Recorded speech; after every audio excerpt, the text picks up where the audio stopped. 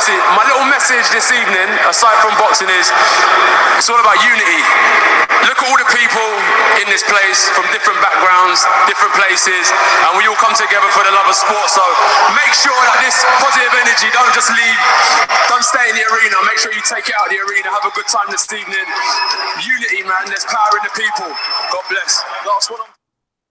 Well, hello everybody, and welcome to the 269th edition of the Boxing Asylum Nuthouse podcast. I'm your host, Steve Wellings, and joining me this evening we have Dave the Hater Lowback, Andy Patterson, Gabe Lewis, and Ozzy Smith. Thank you for joining us, everybody. A bit of message of unity from AJ there from last week. Didn't have a chance to get the clip going for you, but we always love a positive message from AJ. And I wonder what he would have thought of the fights we watched this weekend. Actually, some really good fights. I enjoyed this weekend's boxing from the Hard Rock Hotel and Casino in Las Vegas, to be honest. Just as Donny jumps on the call there, it's always good to hear from Donny. Erislandy Lara losing a split decision to JARRETT Hurd. We had Julian Williams getting a win and James DeGale reclaiming his IBF super middleweight title against Caleb Truax. Let's go to you first, Andy. I'm going to start on the DeGale fight, actually, because there's a little bit more interest, I suppose, for us, although Hurd Lara was undoubtedly the fight I enjoyed most from the weekend. Let's go with DeGale. He's been in a few tough fights recently. He lost the first fight, looked terrible, had the injury. Did he rush back too soon in the first fight? Did he rush back too soon for this rematch, a few people were suggesting? Well, obviously not, because he got the win. It was a bit of a tough, rough encounter, and those are the type of fights that DeGale's been involved in at the moment.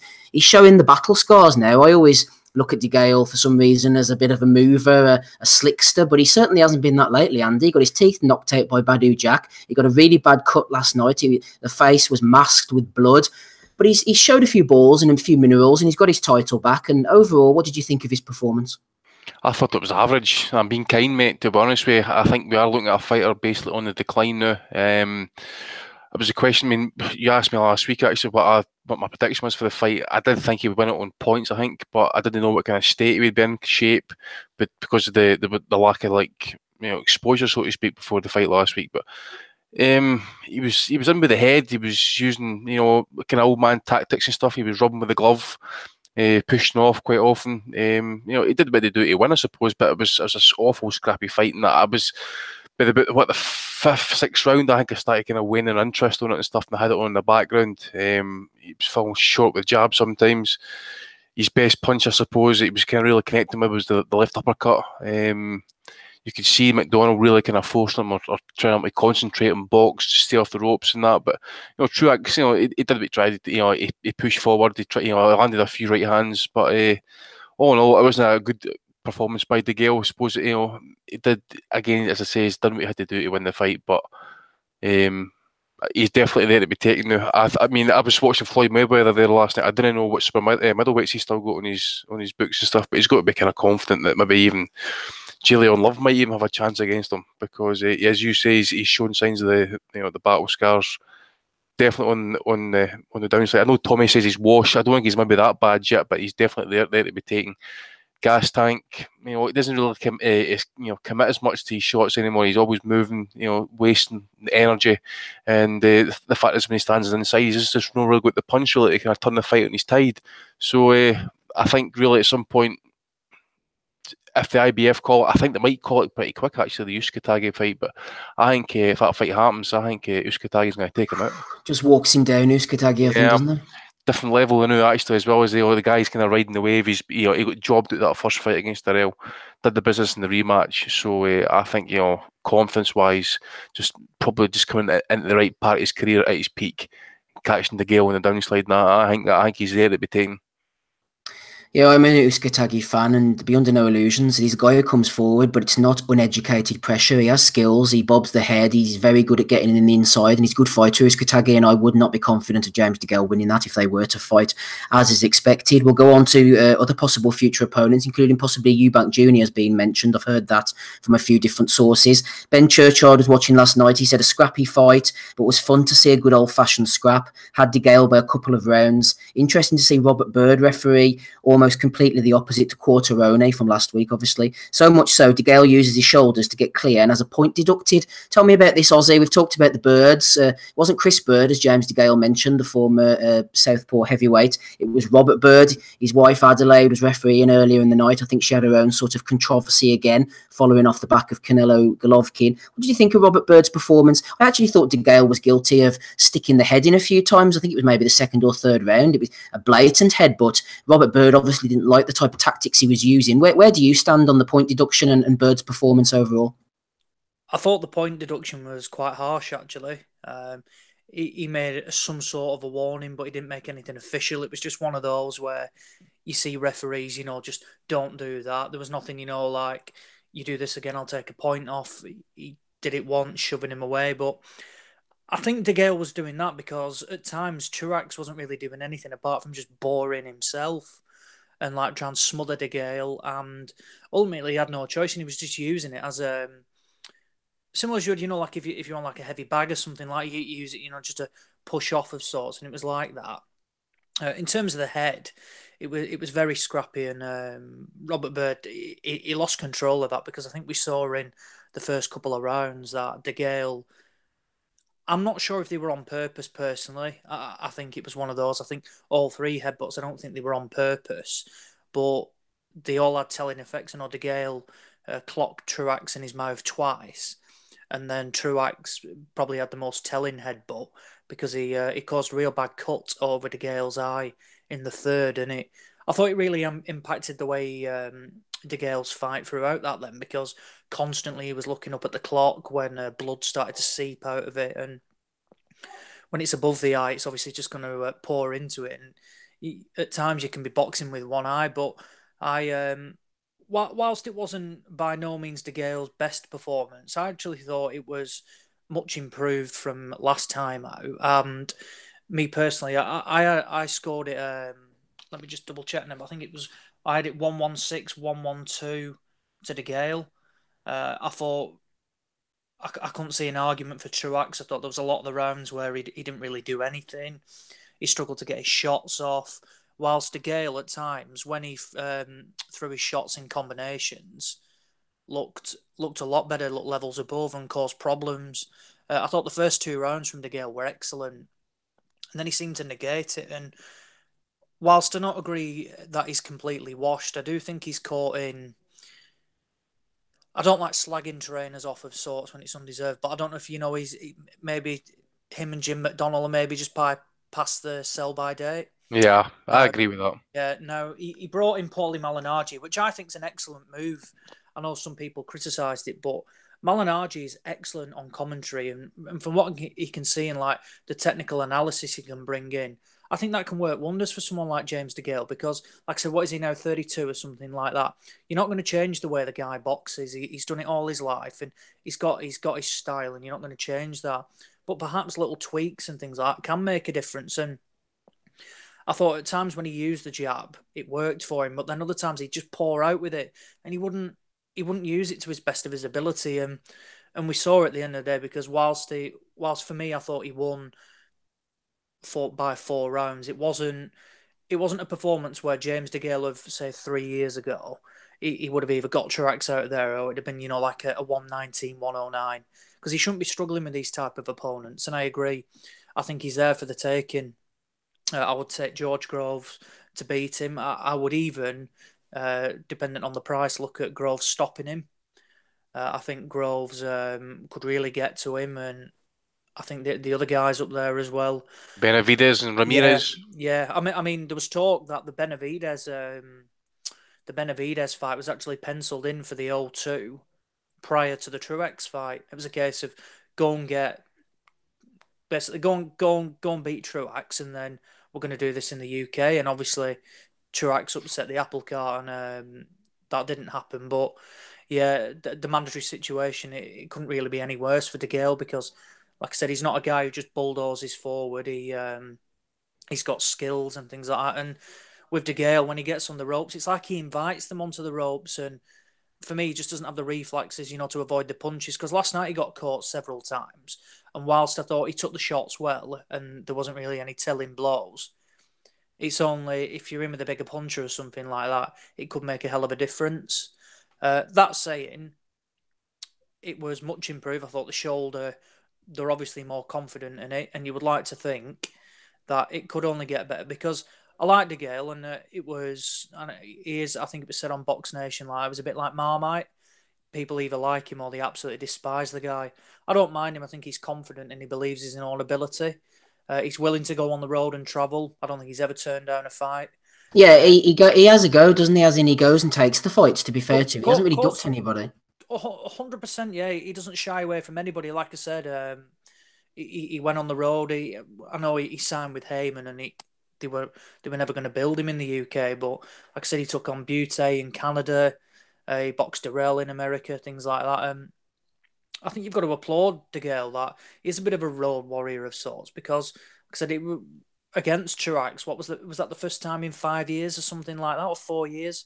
He boxed in London, yeah, and he bloody lost. So, like I said, he went back on the road. He's got the title back, and if I'm DeGale, I'd do everything to try and swerve that mandatory and try and get the doorman. Well, yeah, Vinny the Doorman, definitely not him. And I think even DeGale would make light work of good old Vinny. But no, but perhaps look at that Benavidez fight. Maybe target the winner of George Groves, Callum Smith, because DeGale's going to have some time out now because that's a nasty cut. So what's that, 6-7 weeks out? The mandatory's not been called yet, but as soon as that gets called, what is it? 90 days to agree and have the fight penciled in. Isn't Uzcategui like some interim champion as well? Yeah, he's interim champion. What I was also going to ask is, do you think, really, I mean, I think we're all kind of coming to the opinion here. I think, well, most, I can't speak for the rest of the guys, but the Gales on the slide, given that how shit Eubank was against Groves, do you really think Eubank stands a chance against him? I do, Andy, because I think DeGale's on the slide and he isn't able to maintain the movement. And last night his jab was non-existent and he wasn't able to control centre ring for long periods. He kept on dropping back to the ropes. And Eubank, for all his limitations, if you've got a good jab and you can move with decent footwork and keep on bopping and moving, he has a lot of trouble. But DeGale ain't going to be able to do that for 12 rounds. He's going to be standing there in front of you. And Eubank is fresher, he's strong, he's fit, and DeGale, there's a chance, Andy, I think that he could play into his strengths, and I think that this version of DeGale does give Eubank a chance. How hustle him, but I really don't know if, I just think it comes down to boxing ability at the end of the day as well. And okay, I know, as I says, DeGale kind of falls short sometimes, as Ozzy says, his jab would be really good and it would be that kind of flicking thing to try and find the left hand or the left uppercut. I think DeGale might have his moments in the fight, and we all know that Eubank's really a middleweight at the end of the day. I don't want to see that fight next, if I'm being honest. They're talking about it, Ozzy, September, like you said in the O2. Yeah. DeGale's all about the big money fights, he's talking about retirement and stuff, so. He said he's got 2 years left, so essentially he needs to make the biggest cash possible. So for me, he needs to be looking at like unifications and things like that. I know Eubank does have a bit. I think it's fair to say that he's a relatively big name in the UK, but what does he bring to the table aside from that? He's no promoter. He doesn't have a belt. Like I said, he's coming off the back of, for me, a relatively poor performance against George Groves. For me, it's not a fight that I want to see next. Not at all. I think Eubank needs to go away, go and build some momentum again. Because, I mean, in reality, imagine DeGale does him over. Where the hell does Eubank go then? It's a strange one. But for me, I think Eubank should be treated like basically anybody else, because he's not that huge household name, where he brings like millions of pounds in cash. For me, he needs to go away, go and get a couple of wins, decide if he's staying at super middle, and if so, go and get a win that warrants you to then call out these champions. For me, you can't just waltz back into a world title fight when, in reality, every time you step up against world-class opponents, you get beat. No, I completely agree. I'm no Eubank apologist, as you all know, but I don't want him to particularly want to see him do anything of any note. But I do think that I don't think DeGale can sustain things for 12 rounds. Though I think the Badu Jack defeat took a lot out of DeGale. I think Badu Jack didn't just knock his teeth out. I think he knocked a lot of resistance out of him as well. It was a physically hard, grueling fight. And the DeGale that we see today does give Eubank a chance, in my opinion. I don't know what you think about that, Gabe, or other things. Tell me about DeGale's jab. He threw it a lot out of range. I thought he neglected the jab. Is it a case of him not being able to sustain things? Why wasn't he able to keep Truax at bay in the rematch, and especially not in the first fight, Gabe?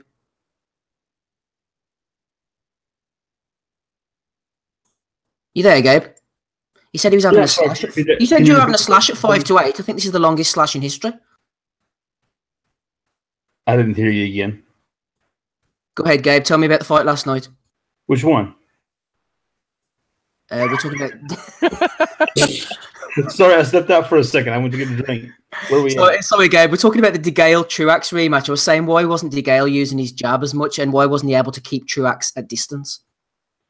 I think he was. It looked to me like he was tired for a lot of the fight, and obviously the cut was bothering him quite a bit. But I thought, whenever I was watching it, it was. I really didn't. I don't know why I didn't use it more. I really couldn't say. I don't think Truax was coming in that fast and that hard to merit the lack of the jab.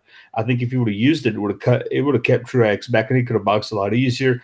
Probably had much easier time last night. I really couldn't say why he didn't use it. I thought he should have been using it, but I don't know. Like I said, I thought.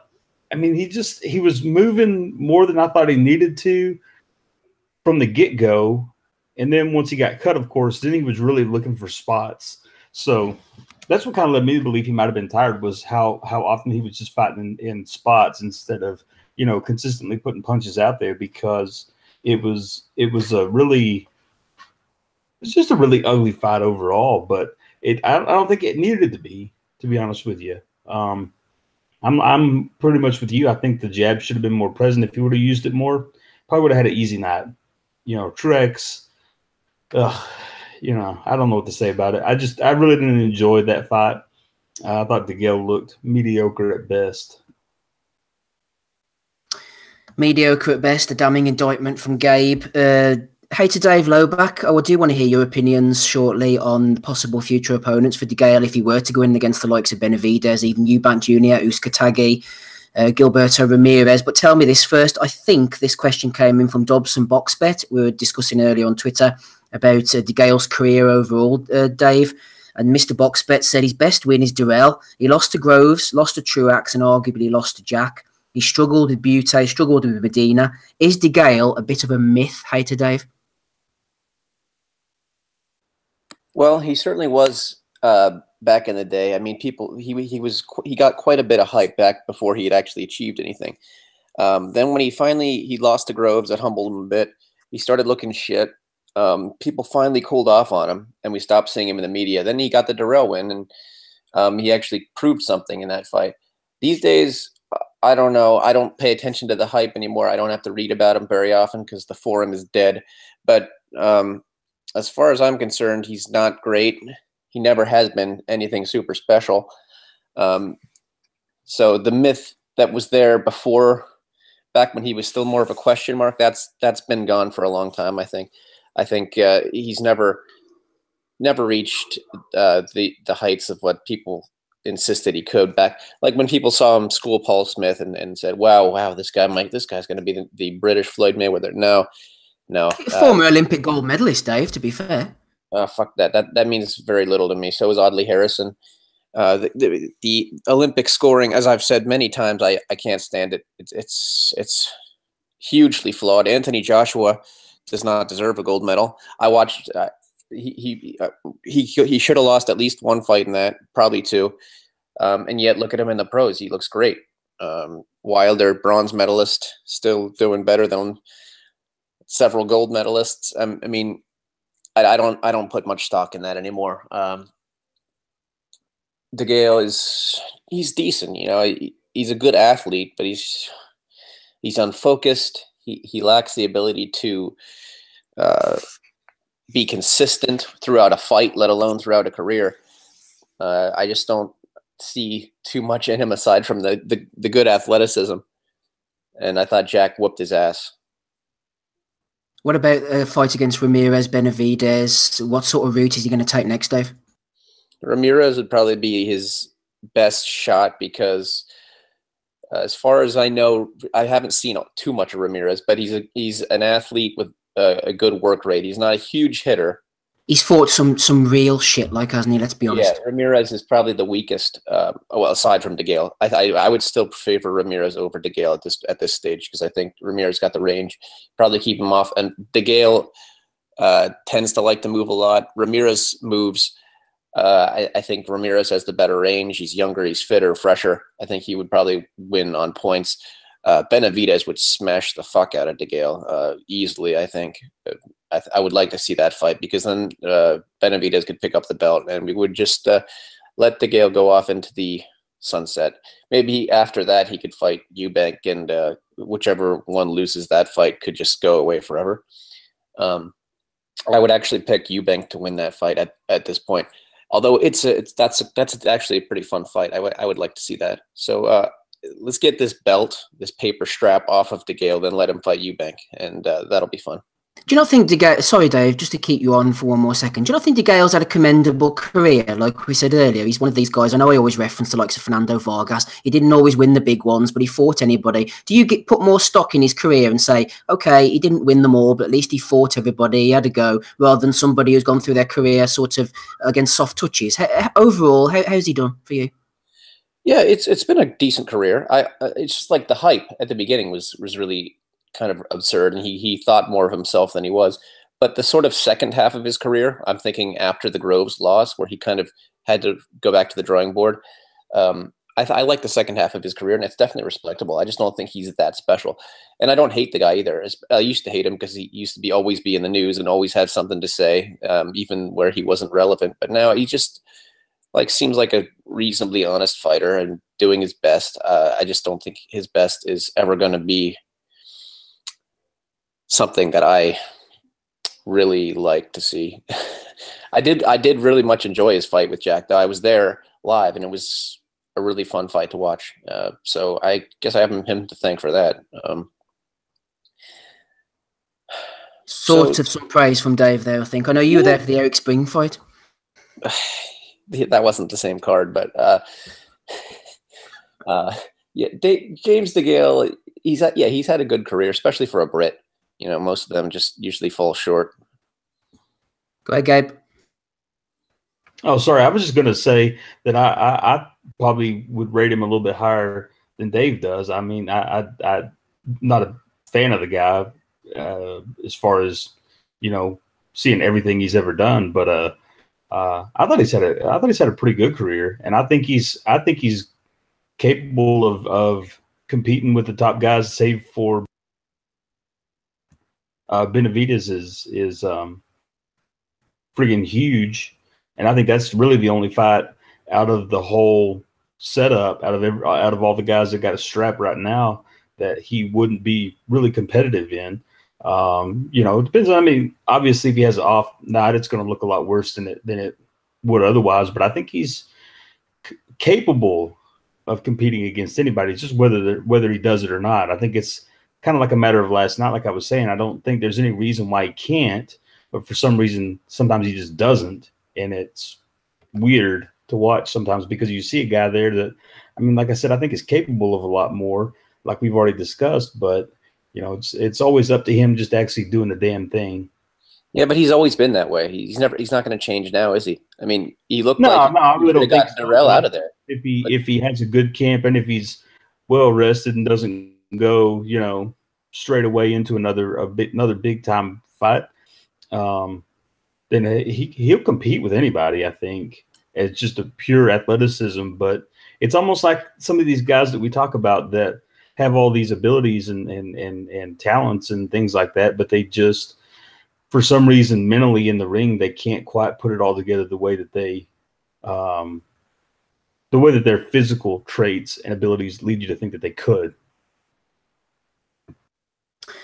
Yeah, me and Andy were just talking off air about the arena there, or the bingo hall, as Andy said. We weren't quite at Ricky Hatton levels of support, but fair play. The crowd were fairly going for DeGale. He brought a few people over, and they were very vocal, so at least he's retained his fan base, if nothing else. Let's have a quick look at the scores here.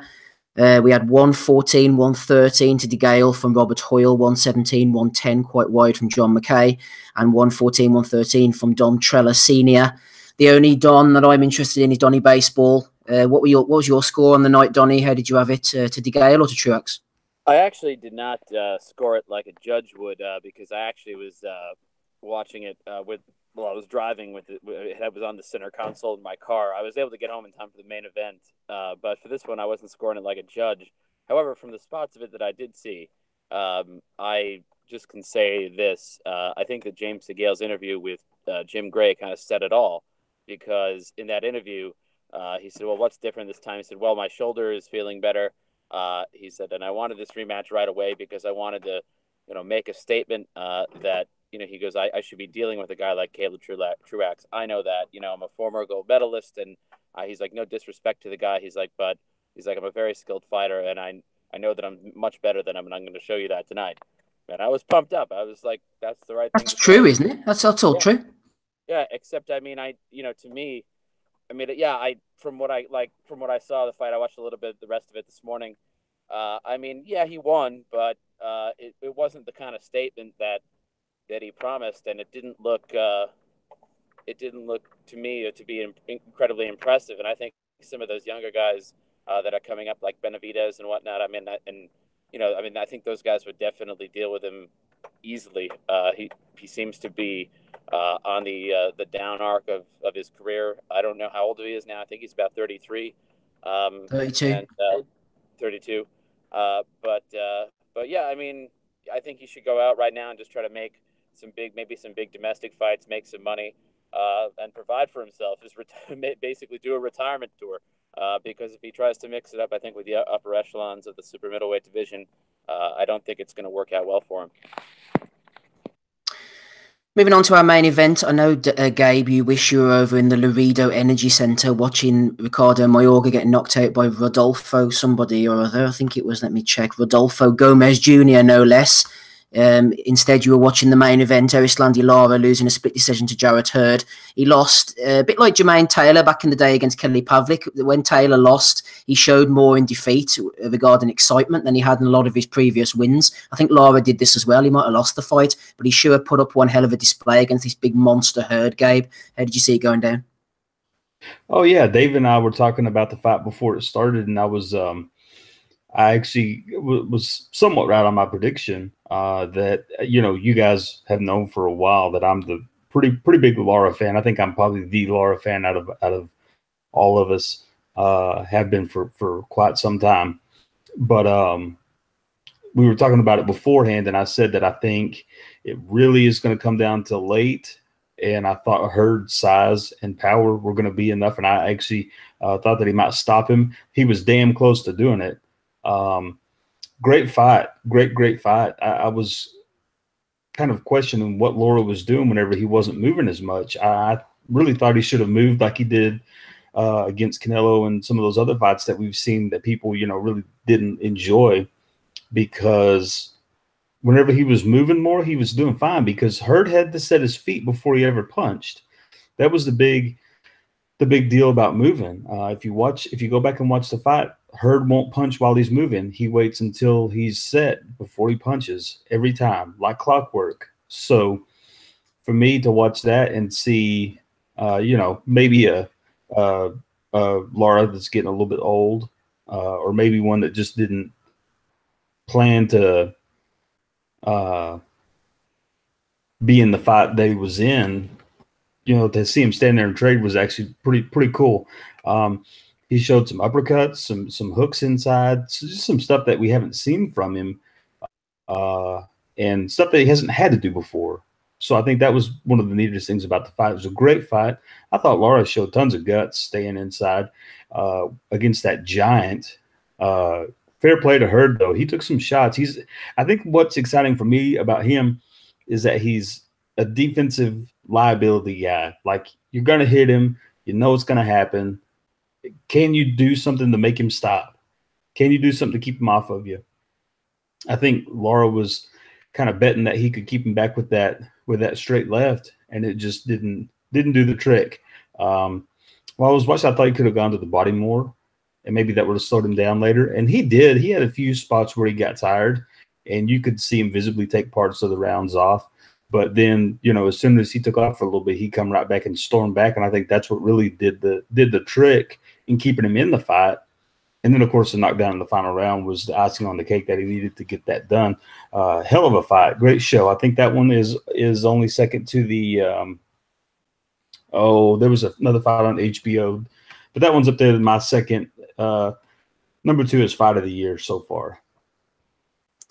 Yeah, an excellently entertaining scrap, and good to see a nice haircut on display. I like Jarrett Hurd's hair. It looked like one of those scaring pads on his head that you clean the kitchen with.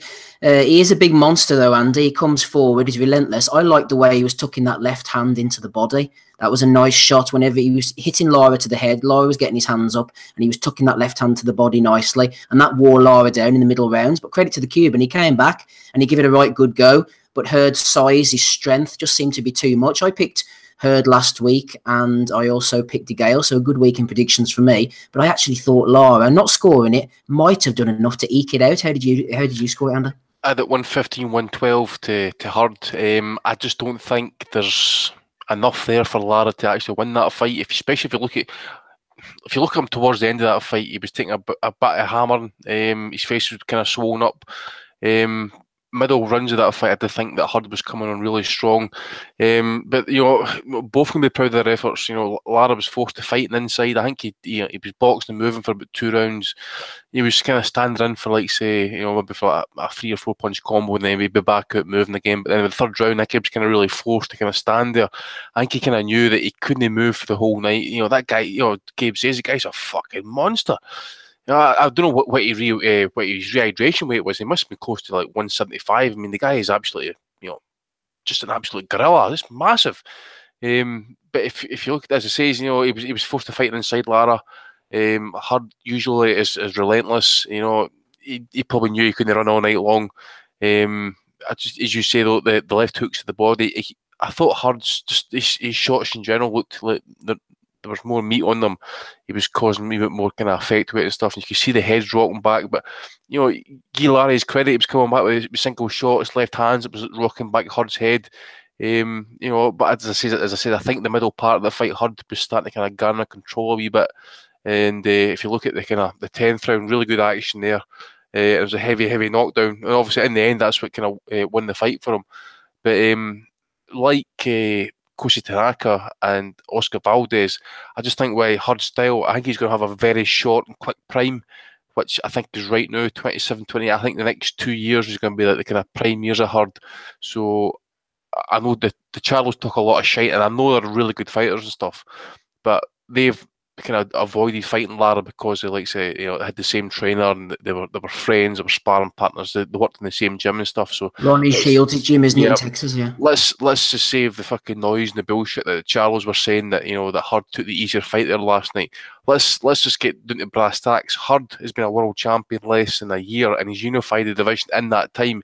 That deserves respect. He could have sat back on shitty defences of that IBF title or whatever it is. He decided to go in with Lara, who a lot of people have kind of avoided, but he knew that, he's probably looked at the Angulo fight, you pressure him, you're going to put Lara under a lot of pressure, under a lot of stress, you're going to actually have to force him to fight. And in the end, that's what kind of Hurd did, just exercise that pure brute strength, size, willingness to walk through everything. I did say last week, I thought he might have got him late, if not, it would be a close points win. In the end, I was right with that one, but there's no other fight now at 154 that needs to happen. I know Charlo's not got an opponent yet. I'm not expecting anything great, but it's 8 weeks to the fight now, I think. So I think we've got to have Hurd Charlo next before the end of the year, because as I say, I think with Hurd's style, his prime is going to be kind of very short, and I want to have these two fighting at their prime because two of them are nasty fighters, the bad guys, both can dig. And Charlo seems to be kind of really on this kind of knockout streak at the minute. So it's an obvious fight to make, another unification match, and it's going to basically bring out the clear number one in the division, and then we can wait and see what happens with Ali Smith if they're going to then get themselves into the mix here as well. But great fight. No need for a rematch. I think in the end, Hurd was the worthy winner, even though it was close in the cards.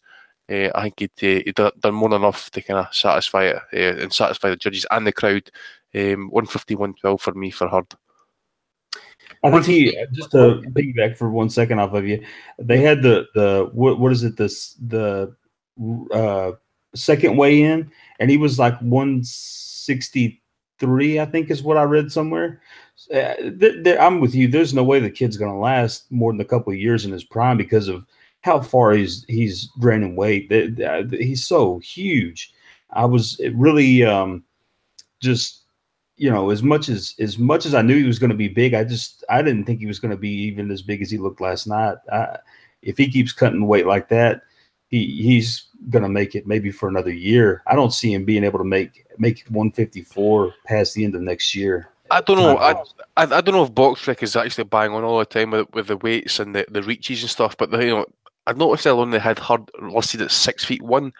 That's super middleweight territory, by the way. Like we talk about heights and that. I mean, George Groves is like 6'1". Hurd's fucking huge, and you see he must be draining his balls to get into that weight. Like, but I like to have really known what his hydration weight was there last night. He must have been pushing 175, maybe even higher. Yeah, I said last night. I thought he was a lot heavy last night, possibly cruiser, depending on it. But I mean, you look at his fucking legs. His legs are massive. Everything about the guy is huge. He's a big, broad guy too. He's, you know, his big shoulders and everything. He's just, I wouldn't want to fight the guy. God damn. I mean, he's fucking nuts. But yeah, I thought it was a great show. I just wanted to piggyback on you and let you know that about I think it was 163 is what they rehydrated limit is for one of the straps. No, the IBF limit goes out the window because it's a unification fight. Really? I didn't know that. That got lifted about a year ago or something, I think. Something along the lines anyway. Oh, okay. Well, it's good to know. He had to have been at least 175, I would guess. Yeah, I heard those weights from last night were the morning weights. But basically, that Hurd had to be 174 minimum, I think, going into that ring last night. I mean, it's been done. Like a Canelo and Trout, I remember clocked in, I think, at 174 or 175, respectively, for when they fought. I mean, cutting 20 pounds when you're in your 20s is possible, but he's 27 now. He'll be 28 soon. That won't continue for very much longer. It's just that physically, it's in the late 20s. That's when you stop being able to do those kind of weight cuts and still come into the ring strong.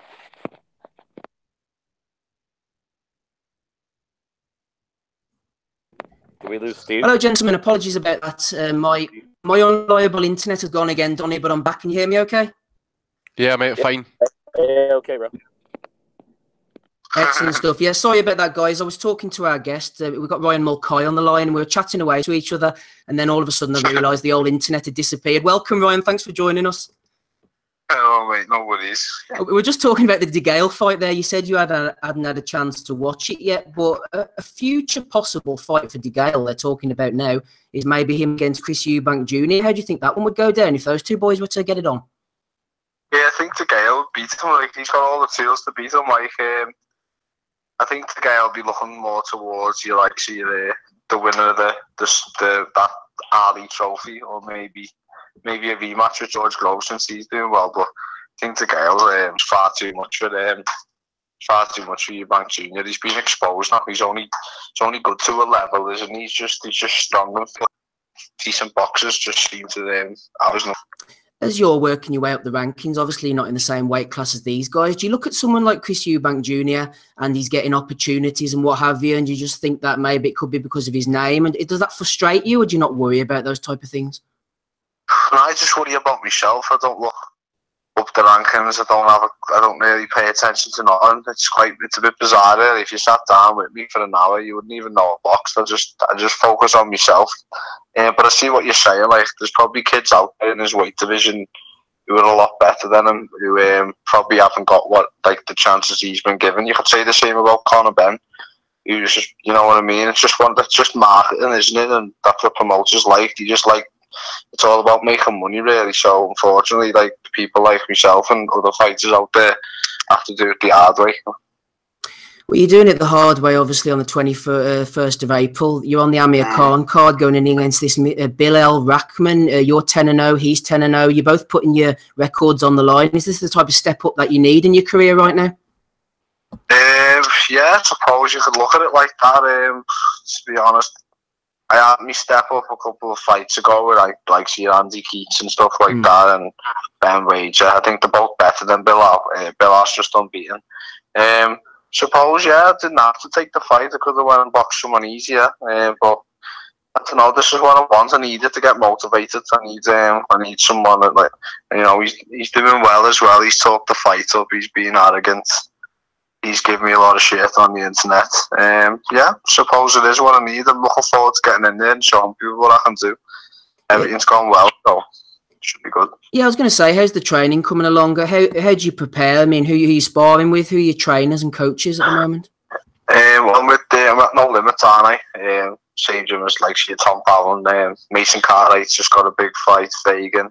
There's a few of us in there. Dan Widows, my boxing coach. And I've got Chris Tam doing my strength and conditioning and nutrition for this camp. I've had some good sparring. It's been a bit hard, to be honest, because there's not many light welters who are 6'2", like Bilal, because he's tall, skinny, isn't he? So I've had to go out the way. I've been sparring a WBO European, this Dutch fella called Stephen Daniel. He's tall. He's a welter though as well. I've had some rounds with him.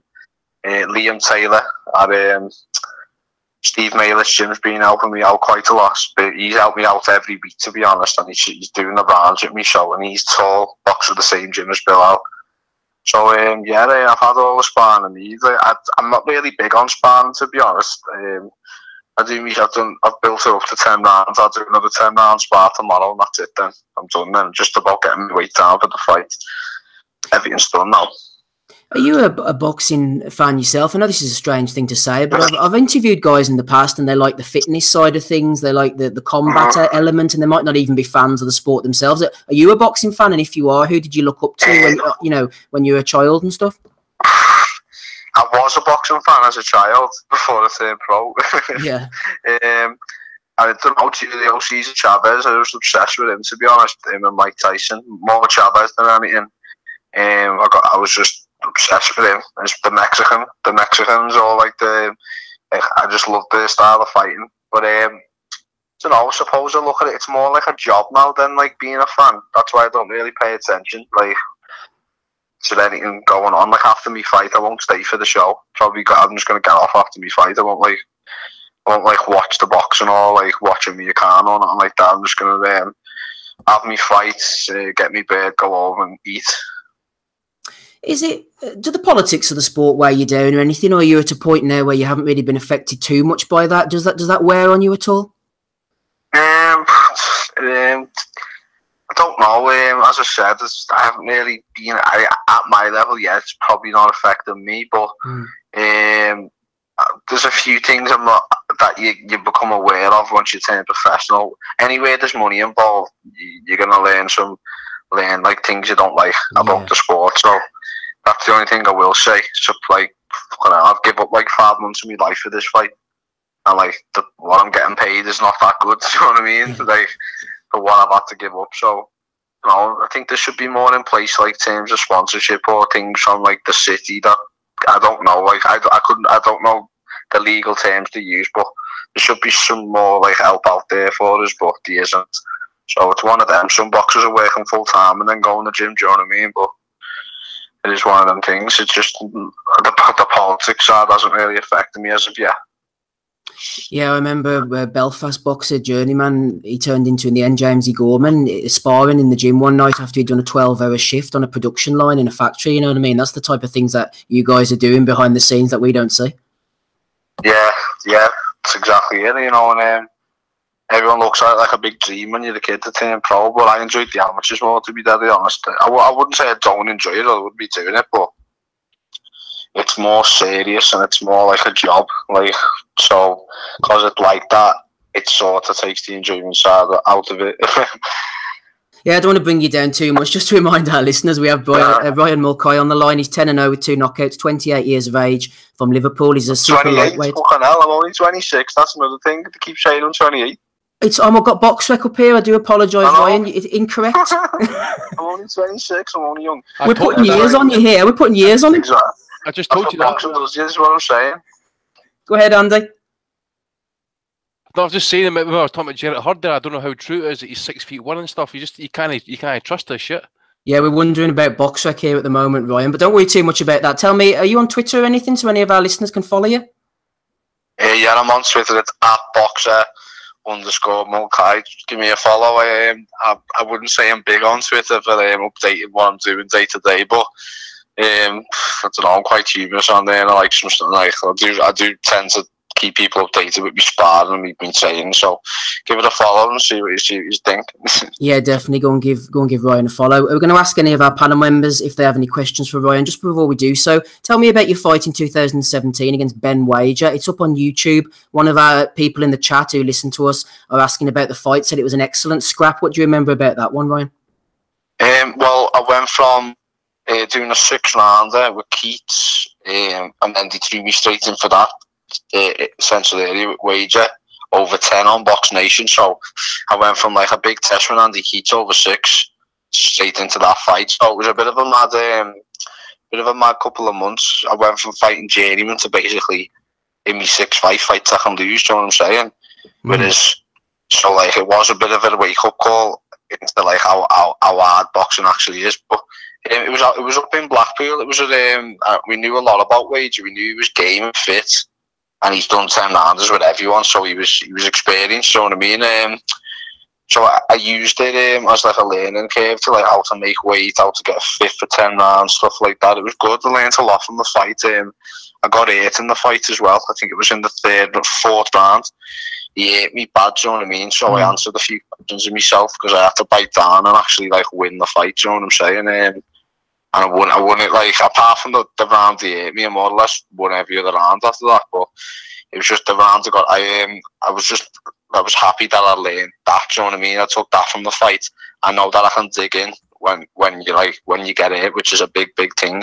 A lot of fighters don't really know about that because like the likes of Bill O'Brien, he's 10-0, but he's boxed no one. He's never been hit. He's never been hurt, or he's never been past 6 rounds in a dark, hard fight. You know what I mean? So I understand what it's like to be in that situation, and like it didn't faze me at the time, and it won't faze me again if I have to do it. That's good experience for you as well, because you know, if you like say in the future, if you're in a British title fight or something, and the same thing happens again, you know how it feels and you know how to deal with it. Yeah, because I've been cut, I've had stitches ringside, I've been hurt, I've been in like I've had to win rounds to win fights and so on. I've had to put people down to make the scorecard wider. You know, like I know when I've got to do something, I'll go out and do it. Whereas some kids, they've never had that pressure on them. And at the same time as well, I was on Box Nation and it was from my first title. So, you know, the pressure was on me. It wasn't really on Ben Wager. And I was fighting away from home as well. So it was just everything was stacked against me, to be fair. But it was good. As I said, I answered a lot of questions about myself, and a lot of people saw it as well. And I tell you, a lot of people enjoyed the fight as well. It was sort of like a boxing match for 3 rounds and just went out the window, and it was just an absolute tear up. But it was good. I enjoyed it. We've got Ryan Moorcroft on the line, everybody. Another couple of minutes for Ryan. Any questions for him? Anybody want to ask anything? Yeah, I have a couple of questions. Just on the fight with Bilal, Ryan, what do you think? Obviously, being, what was he, 6'2" or something like that, being able to make 10 stone, what sort of problems do you think he can potentially cause to you? Or do you think that his lack of experience in terms of being in with 10 lads who, you know, that haven't really hit him on the chin or hurt him, do you think that'll be his downfall and you'll be able to use your experience in fights with Andy Keats, Ben Wager to ultimately take over, and do you think you've got the ability to stop him? Well, yeah, but there's not just that. What you've got to look at as well. Yeah, he might be 6'2", but I remember from the amateurs, and you know, he never even done nothing as an amateur. Like, never wore an England vest, never boxed no one of credit. It's like people might think I've never boxed anyone who's tall. You know, I had 83 fights as an amateur. I boxed for England. I boxed Martin Stead. There's a prime example of someone who's big. Martin Stead's like a legend in the amateurs. He's won the ABAs back to back. I beat him. You know, it's not something I haven't dealt with before, but the likes of Bilal, you know, we had a couple of amateur fights and he's turned pro. He's riding the wave of beating journeyman. He's his own arrogance is going to be his downfall by thinking the fight's easy because he's being fed absolute bums. So when he gets in with me and after 3 rounds it's not going his way, that's going to be the downfall, and his ego will get the better of him and he'll probably just stand and fight because he doesn't know how to utilise his height. You know, he's 6'2", but he only stands 5 foot because he has his legs that wide, trying to box like Prince Azim, and he isn't really that good. So, you know, his own arrogance would be his downfall. I don't think other than that, he doesn't really cause me any problems. He's a bit awkward and a bit tall, that's it. But I think I should get I want to get the stoppage just to prove a point because I don't really like him. But, you know, I also want to show people I can do 10 rounds easy. Which, so either way, I'm not going to look for a stoppage, but if it comes, it comes. And obviously, if you go and get the win against Bilal, I think that'll be your first defence of the area title. But you'll then have wins over Keats, Wager, and then Bilal. But mainly for Wager and Keats. So I think it's fair to say that are established lads at area level and perhaps English level. There's Sam O'Mason and Jordan Cook are contesting the vacant English title. Is that something you'd look to move on to next? Do you think after those fights you'd be ready to step up and take on one of those? To be honest with you, Sam O'Mason and Jordan Cook have both been beat. Jordan Cook's been beat by Andy Keats. You know, Sam O'Mason's been knocked out by Michael Mooney, who I've beat. I've beat both of them. So why are they fighting for an English title? Me and Bilal Ryman at 10-0. Why couldn't he give it to us? To be honest, I think me and him should have been fighting for the English. I don't think this fight's worthy of an area title, you know. And the rumor has it it's going to be getting put forward as an international. I don't know whether a WBA international or something like that. That's what Eddie Hearn's tweeted, and what he's told both our camps that they might be pushing it now for a more prestigious title. But as I said, yeah, the winning out to Sam O'Mason, Jordan Cook, I'll happily box. That's fine by me. They've both been beat. I don't see why they should fight for the English, but it's just the way it worked out. Yeah, I wouldn't mind fighting either of them. And are you expected to feature on the television? I know there's some, there's some more established names, I think it's fair to say, but like your likes of Conor Benn and stuff are in with relatively nobodies or people are expected to knock over. Have you been told whether or not that your fight, which is extremely competitive in terms on paper, will make the TV? Yeah, it's meant to be the first slot on Sky at 8 o'clock. That's what we've been told. As I said, I don't really pay attention to stuff like that. All I want to do is turn up and fight. If they tell me I'm on the telly, so be it. It's not going to make a difference if there's a camera in my face. But hopefully, just to get my name out there and stuff like that would be nice. But that's what we've been told with the first fight on Sky. Excellent. Good stuff, Ozzy. Thank you. Anybody else have any questions for Ryan before we let him go? I think that's it. I think we're all questioned out, Ryan. Thanks very much for joining us. It's Boxer_Mulcahy on Twitter, isn't that right? Yeah, that's correct. Thank you. Excellent stuff. We do appreciate you giving up your time on a Sunday evening. Thanks for sticking with us, Ryan. No worries. Thanks for the call anyway. Thank Cheers. you. Thank you. Bye-bye now. Cheers, mate. Ryan Moorcroft, thank you for joining us. Thank you for Ozzy sorting that out. Another guest. He's 10-0. He's going in against this Rackman. Hopefully they will put it on Sky and we'll be able to see a competitive fight. Although, judging by what Ryan's saying, it might not end up as competitive as expected. What were we talking about before I disappeared? As I often tend to do. Erislandy Lara against JARRETT Hurd. I don't think we've got your opinion on this, have we, Hater Dave? Tell me about Hurd against Lara. Did you enjoy it? Who did you have winning? Quite a few titles on the line. Yeah, it was great. Really hard fought, well contested, competitive, back and forth, not just in terms of the rounds they won, but within each round, back and forth action. So I enjoyed it. I didn't score it because I had the UFC on. I was switching back and forth. I did download it in HD, and I've been watching it, but I haven't scored it because it's a headache. And there's so much back and forth action. I didn't even feel like it, but I felt like the cards were fair enough. 1 point either way for both guys. I think it's fair enough. I would probably lean towards Hurd because of the knockdown, but as I said, I didn't score it. But I have to say, I think this dispels the myth sort of that Lara's a boring fighter. When guys are losing against him, it's on them to change things. So if Lara is winning a boring fight, he's going to keep winning that boring fight. And if Terrell Gaucher or some other guys who he's beaten in similar boring fashion are not willing to do what JARRETT Hurd was willing to do and get inside, unload, try to set up the left hook, work the body, work the uppercut, then of course it's going to be a boring fight. Lara doesn't care. He's going to get the win. Hurd is the bigger, blacker Antonio Margarito. He's going to get in there and work you, and props to him. huge props because I think Lara was slightly favored in this fight, and Hurd has actually improved from what I've seen. He still throws punches like a wild man, very unorthodox, some of them, just kind of arm punches a lot of the time, but it gets the job done, and I think he's improved in a big way of his combination punching.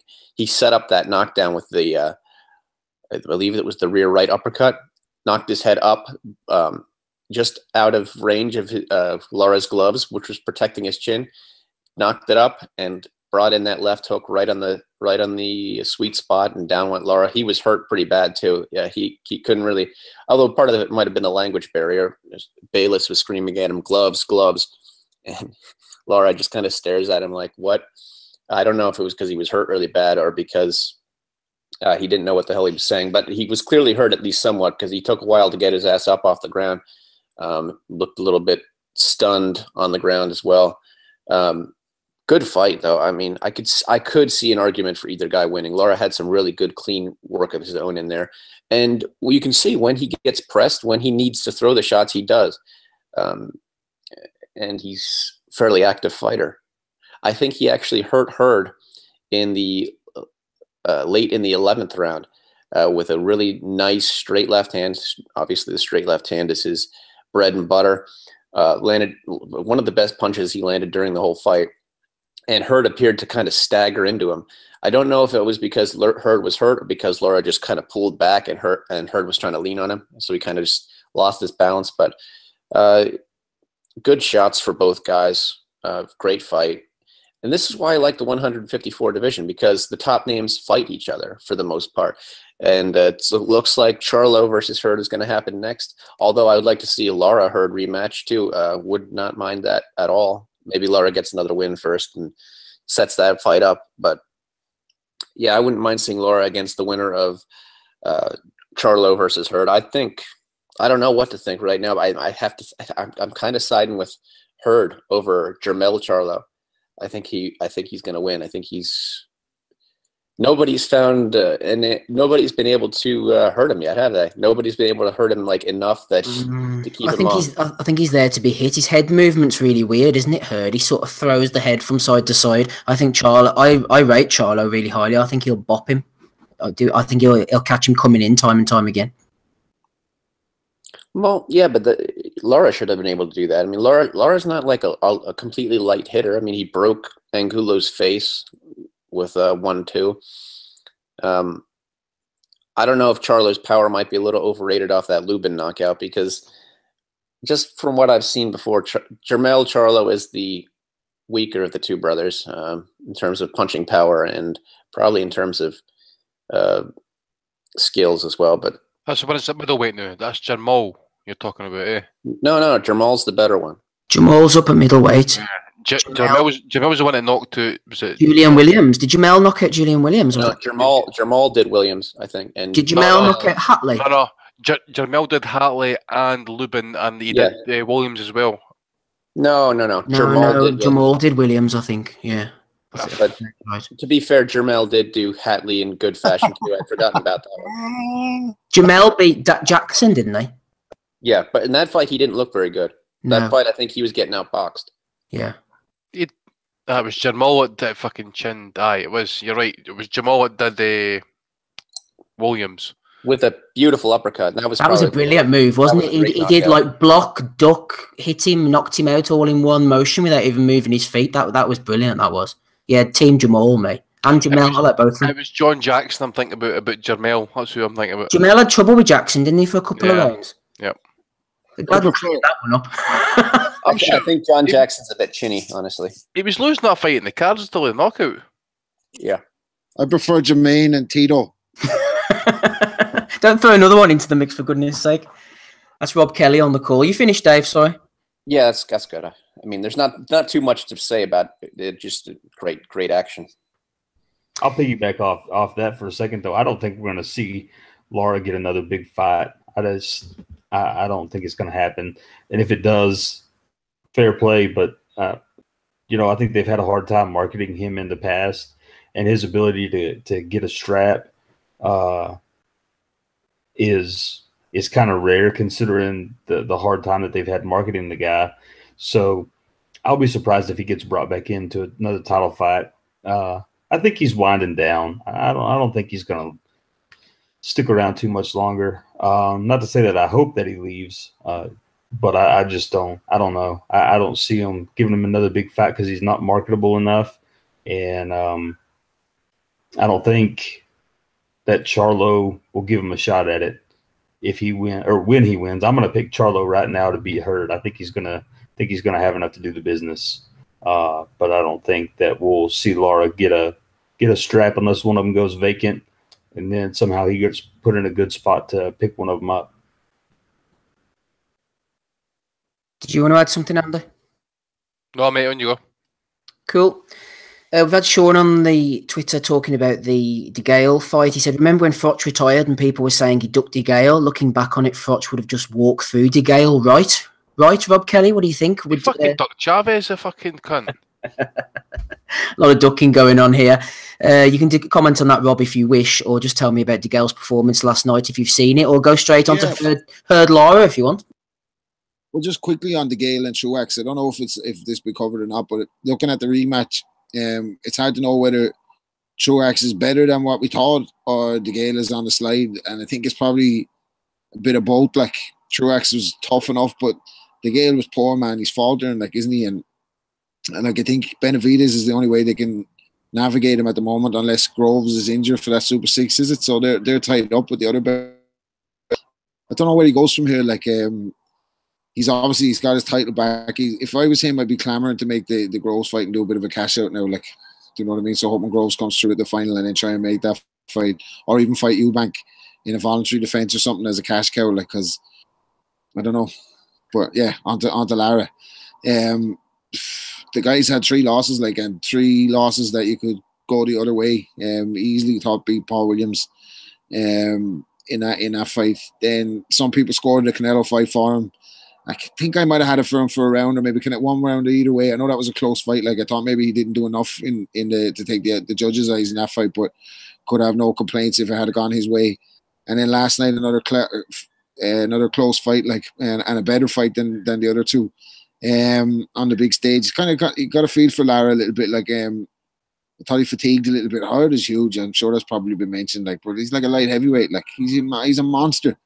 So I think the knockdown came from a bit of power and a bit of fatigue from Lara. And I don't know if his legs were there last night. I think he might be. He could be 4 or 5 years past that performance against Paul Williams and Angulo and Trout. Like, so.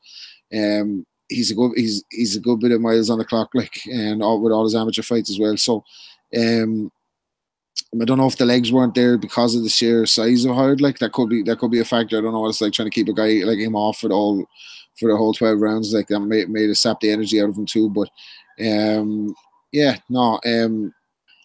good fight. I'm interested to see Hurd versus Charlo, which is the Charlo that got robbed at the 40-40 club. I'm rooting for the other one.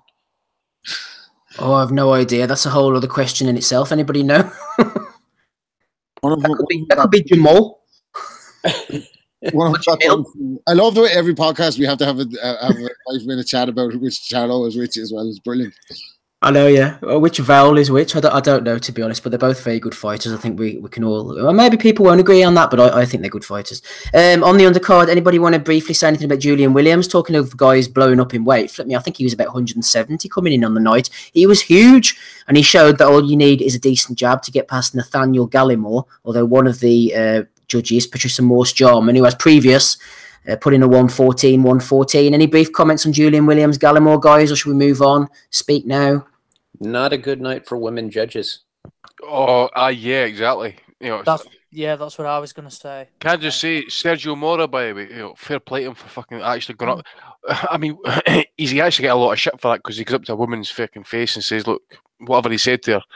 But she's got previous. She is a shit judge. Her husband was awful there last night as well. I think it's her husband anyway. She needs to be gone. I mean, I remember even after the Golovkin fight against Canelo, Was there no an MMA fight? Dave, you should be able to answer this one. Whatever card that was in MMA, Joe Rogan lost his shit at the end of the night because of the I scorecard. can't remember what fight it was, but yeah, she followed up with a bad MMA. Straight off the back of that. I mean, and then you put that square in there last night that apparently that Mora completely won. We all knew last night that Angulo was 2 years out the ring. So I've not seen the fight. I can only go off reports. For what I read, Mora won the fight handedly. And she still fucking puts in that stupid card. She needs to be gone. Simple as that. She could ruin careers. In fact, she has ruined careers probably. On that, Dave, on getting in it, I didn't see anything about Mora Angulo. I don't know what happened, as in, I didn't see the fight itself, but to complain, as long as he's not getting in her face and being aggressive or screaming abuse or whatever, you should be able to shout or vent your feelings with a judge of any gender. I wouldn't have a problem with that, Dave. No, it wasn't excessive at all. From what I've seen the video, I didn't see the whole fight. I just saw part of it. It probably went down like most of us would have expected, considering Angulo's momentum at this point. All he did was the score was announced that he won. He kind of walked over, knelt down, said a quick word to her, and then kind of did a little hip thrust dance, and the referee just kind of hastily pulls him away.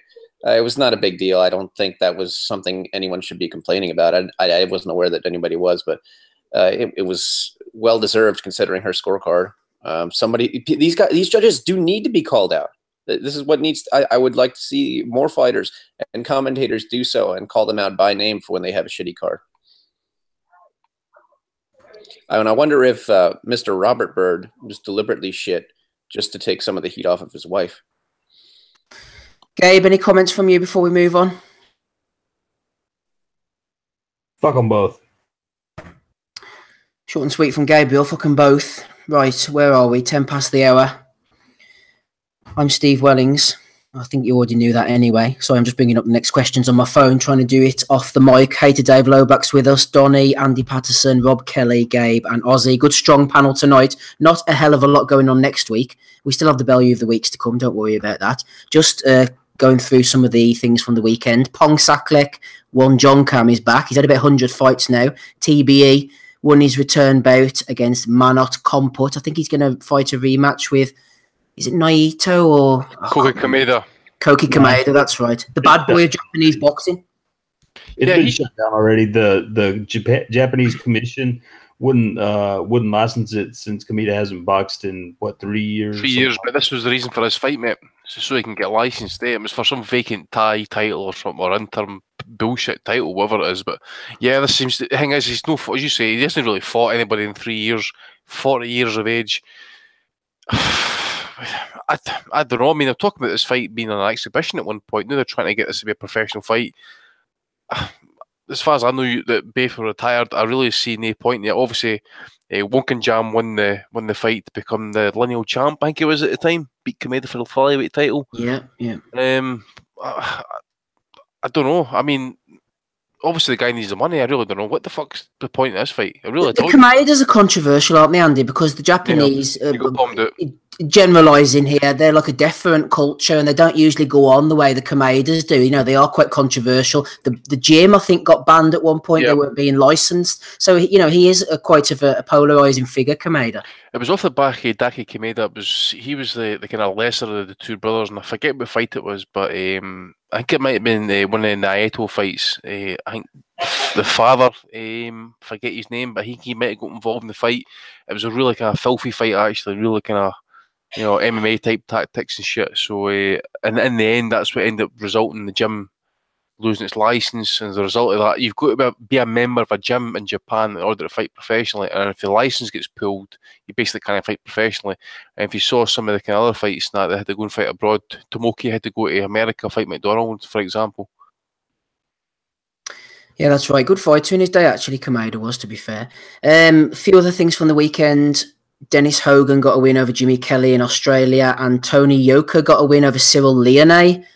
That's quite a good win for Yoka. He's creeping up. Leone was 13-9-3. He's not the greatest, but Yoka's on to 4-0 now. Let's get on with the questions. I know Ozzy has a few which he might want to throw in later on. Donny, let's hit you with this one from McKetch. He said, in light of Lara's performance last night, and performances like Big Vlad against AJ, can the panel, i.e. you, Donny, think of other situations where a traditionally boring fighter lost in a way that endeared them to fight fans? I think his shout out for Vlad against AJ is a pretty good one. So a boring fighter, Donny, who has lost a fight but endeared themselves to the fans. Oh, that's a good question. Do you have an answer? Actually, yes, sir. I do have. I think I have an excellent answer. Tim Bradley versus Provodnikov. Yeah, I mean, everyone used to say that Bradley was boring, and I think he went out there with a chip on his shoulder and just wanted to go to war, which isn't his style, and ultimately nearly got him knocked out. And I think definitely shaved some years because of the Pacquiao fight. Which Pacquiao fight? First one. He was coming off that first victory off Pacquiao, yeah, he was coming off that, which he never won, by the way. Right, but he was getting death threats, and everybody hated his guts and everything. And I think I think that's certainly an example. I'm sure other people have some. Ishe Smith against Martirosyan. Yes, couldn't we knew it was an Ishe Smith one, but we couldn't think which one it was. I think Bundridge had an exciting one as well, didn't he? Which went against the grain. I'm not sure who that was. But yeah. My one, Randall Bailey against Mike Jones, the worst fight you'll ever see, actually. It was on the Pacquiao Bradley undercard, and it was the shittiest fight for about 10 rounds. And then Bailey just turned lights right out with a fucking counter right uppercut. Beautiful shot. And man, he's sure almost orgasm in his pants on the top of it. It was a great knockout, honestly. Mike Jones will forever be in my consciousness for that fight against, who was it? Oh, friggin' hell, what do you call that? Mexican journeyman type he turned into in the end. Oh, bloody hell, what do you call him? Mike Jones had a fight against someone anyway, and he hurt him really badly in the second round, and he went absolutely hell for leather and threw about 150 power punches. Jesus Soto Carras. That's right, and he didn't get him out of there, and he was completely bollocksed for the next 12 rounds. I remember that fight, I remember that. Yep, and he could barely stand up. He couldn't lift his arms after that. That was early in the fight, too. Yeah, it was like the second round or something, and he was knackered for the rest of the fight. Yeah, I think Jesus Soto Carras had gone on to have a better career after that. True, hey, you're right. I never heard of Mike Jones after that knockout against Randall Bailey. He came back once and got TKO'd in it. So yeah, nothing good. He needed a better name, Dave. Mike Jones, man. You know, it's like Fred Blogs, isn't it? He should have called himself like Mike Chavez or something. Jonathan Banks had a good one against Seth Mitchell. He was normally boring, but scored a knockout win against Seth Mitchell the first time. Good shout. Forgot all about that one. Although the rematch was, God. Yeah, the rematch, they were back on typical form, but the first fight was pretty good, as far as I remember. Right, Rob, don't go running off too quickly. I have a question here from Simon O'Leary for you. He said, he won, so that was completely wrong. He won that fight, so that ruins that question. Sorry, listeners. Live corrections. He's doing live corrections here, Rob Kelly. Right, have a go at this one. If the two best fighters of the last decade, Rob, Floyd and Ward, the two best fighters of the last decade, were to come back now, who would more likely remain unbeaten if forced to fight the top guy in their division? For what it's worth, says Simon, I think Ward would stay unbeaten if he were to have to fight the top guy in his division, while Floyd loses to Spence if he comes back. What do you reckon, Rob? Say that. I think maybe Floyd is 41 now, been out of the ring in a real fight for 3 or 4 years. But is that really a fair question, though? I mean, Ward is still 33 or 34, whereas Floyd's 41. Yeah, well, there's a massive age difference, not as many miles on the clock, and there's not as much danger for Ward at 75 as there is for Mayweather at 47, which takes Spence out of the equation, and you'd say he probably beat the rest of them there. I think he beat Thurman. I think he beat Amir Khan. I think he beat most of the 47-pounders, still. But he want to beat the stylist that had him on Showtime last night, looking like a cross between Patrick from EastEnders and Paddington Bear. I don't know where he was going with that red hat. But I think he's gay. He's going to be gay. I mean, some of the shit that I see him wearing, man. He must look at himself in the mirror and say, "Yeah, I'm looking good today." He looks like a fucking queer hawk. He's he had a hat on him like Sophia from the Golden Girls last night. It was absolutely shocking. I don't know what was going on with that one, but I'd save his comments for Belly of the Week. When you've got that much money, though, Rob, I suppose you run out of things to do, don't you? Yeah, man, he must be running out of things to do when he's talking about making this fight. That's going to happen too, isn't it? What a work that is, Jesus Christ. I think so. Andy, brief word on our new bandwagon that we're jumping on fast, Frezequendo. He hasn't had a fight in about 4 years, but the WBA, the fights with Manuel Char was supposed to go ahead, I think, on May the 4th, or the purse bids were being called or something. The WBA are screwing him over. We're getting on the bandwagon, Andy. We're team fast, Frezequendo. What can we say about our man? Where's this going to end? It's going to end badly, isn't it? I love how you put the golden word in there, Steve. We. Who the fuck is actually we on this podcast? Because I can guarantee you, the only we that I've seen regards Frezequendo this week is related to Tom Sadas, who's been on this podcast once before. I've seen him on fucking Facebook, who I'm friends with, by the way, talking about how, you know, they're going to take over the world and all that sort of shit. You're right. The fight was set for Chicago for the 4th of May. It's now went to purse bids again. Maya Char clearly getting cheated out of greatness here and all that sort of stuff, but you know, it's clear that they're trying to keep him away from AJ, Femi, whoever you want to call him, Mr. Superior himself and that, but fucking Jesus Christ. You know, this guy, man, he's if he ever picks up this title, to think he can actually be calling himself the WBA legal heavyweight champion in the world, as legal as he had to go to court to get the fucking shot, and he's still waiting 3 years later. Remember that fight with Chagayev in Grozny? I sat and watched that fight, believe it or not. That's how much a sad fucking bastard I am. And I'm not stopped, mate. I'm not watching any of the fucking fights, by the way. Has Quindo got a picture of Gilberto Ramirez? No, what do you call him? Gilberto Mendoza in the nude in his top drawer or something? What? I don't understand. Well, there was. I didn't want. I did. Oh, you heard me laughing when we had Ryan. What's the guy? Was it Ryan? The fighter. Aye. I had to laugh when he says a prestigious WBA title. That's no fucking prestige, pal. It's the fucking WBA, the most corrupt organisation on the fucking planet. I mean, the promises are going to be, you know, reducing titles. You know, they created one at Light Flyweight there recently. It's an absolute fucking shitfest. International titles coming over a joint. WBA fucking intercontinental titles. It's just pish. Well, hashtag justice for Frez. That's what I'm going. I'm going to follow him, and hopefully he'll follow me back. And I want to get Frez on the call. It's time we got behind this true stalwart of the game, and hopefully he can get the fight with Manny Char. And we'll push on towards glory. Gabe's not happy with the WBA. Who is, I suppose? Joey at Master Mode 33 has thrown in a load of questions about Canelo and Golovkin. Obviously, the fight isn't going ahead, so I'm going to hit each one of you with a question, and then you can have your say. I know we've spoke about it the last couple of weeks, so we'll keep it brief, I suppose. So first question to you, Dave, from Joey. He said, if Canelo is innocent, why pull out of the fight before the hearing, Dave? Well, yeah, because I think he knew the fight would be canceled anyway. So he's trying to save face here. I think that's why he pulled out of the fight. How does he save face by pulling out the fight? As I said last week, he should put himself up for an autopsy. Hair, pubic hair, sperm, shit, skin grafts, blood testing, urine, the whole shebang. If he was innocent, that's exactly what you'd expect him to do. You'd expect him to go the extra mile to clear his name, investigate everything, do whatever he needs to do. But he's not doing that. He's just pulling out of the fight because that's the only thing he can do to save face, I think. Plus, we've got that fat Mexican prick as well for WBC saying that he's innocent and stuff. He's never tested positive. Every week he's coming out with this shit. Who cares? That's truly absurd. Like how that guy's backing him up after like what they said about Lucas Brown. Like he tested. He's got to serve his ban. Well, okay, so Canelo fails a test. Well, no, he's innocent. Trust me. I know him so well. Yep. He sucked my dick last night. I agree with that.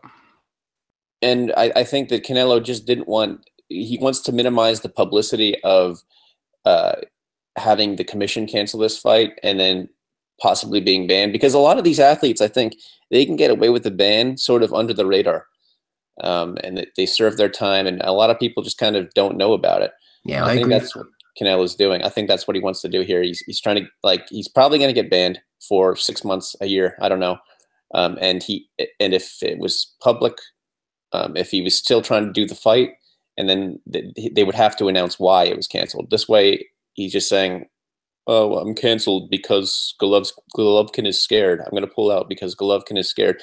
He ends up looking like a complete idiot, but I don't think he has much choice. It pisses me off as well that Eric Gomez can trot out this shit that, you know, Golovkin's scared and that. I mean, you know, this is a guy who actually, you know, signed up for the first fight, fought him, signed up for the rematch, and then it gets called off by the commission, basically. Well, you know, by the commission, they haven't called it off, but you know where it was going to go. So Canelo pulls out, to try and put the blame on Golovkin. Deflection tactic, isn't it? Exactly. It's the same again. It's muddy the waters. It's like, you know, oil and water doesn't mix.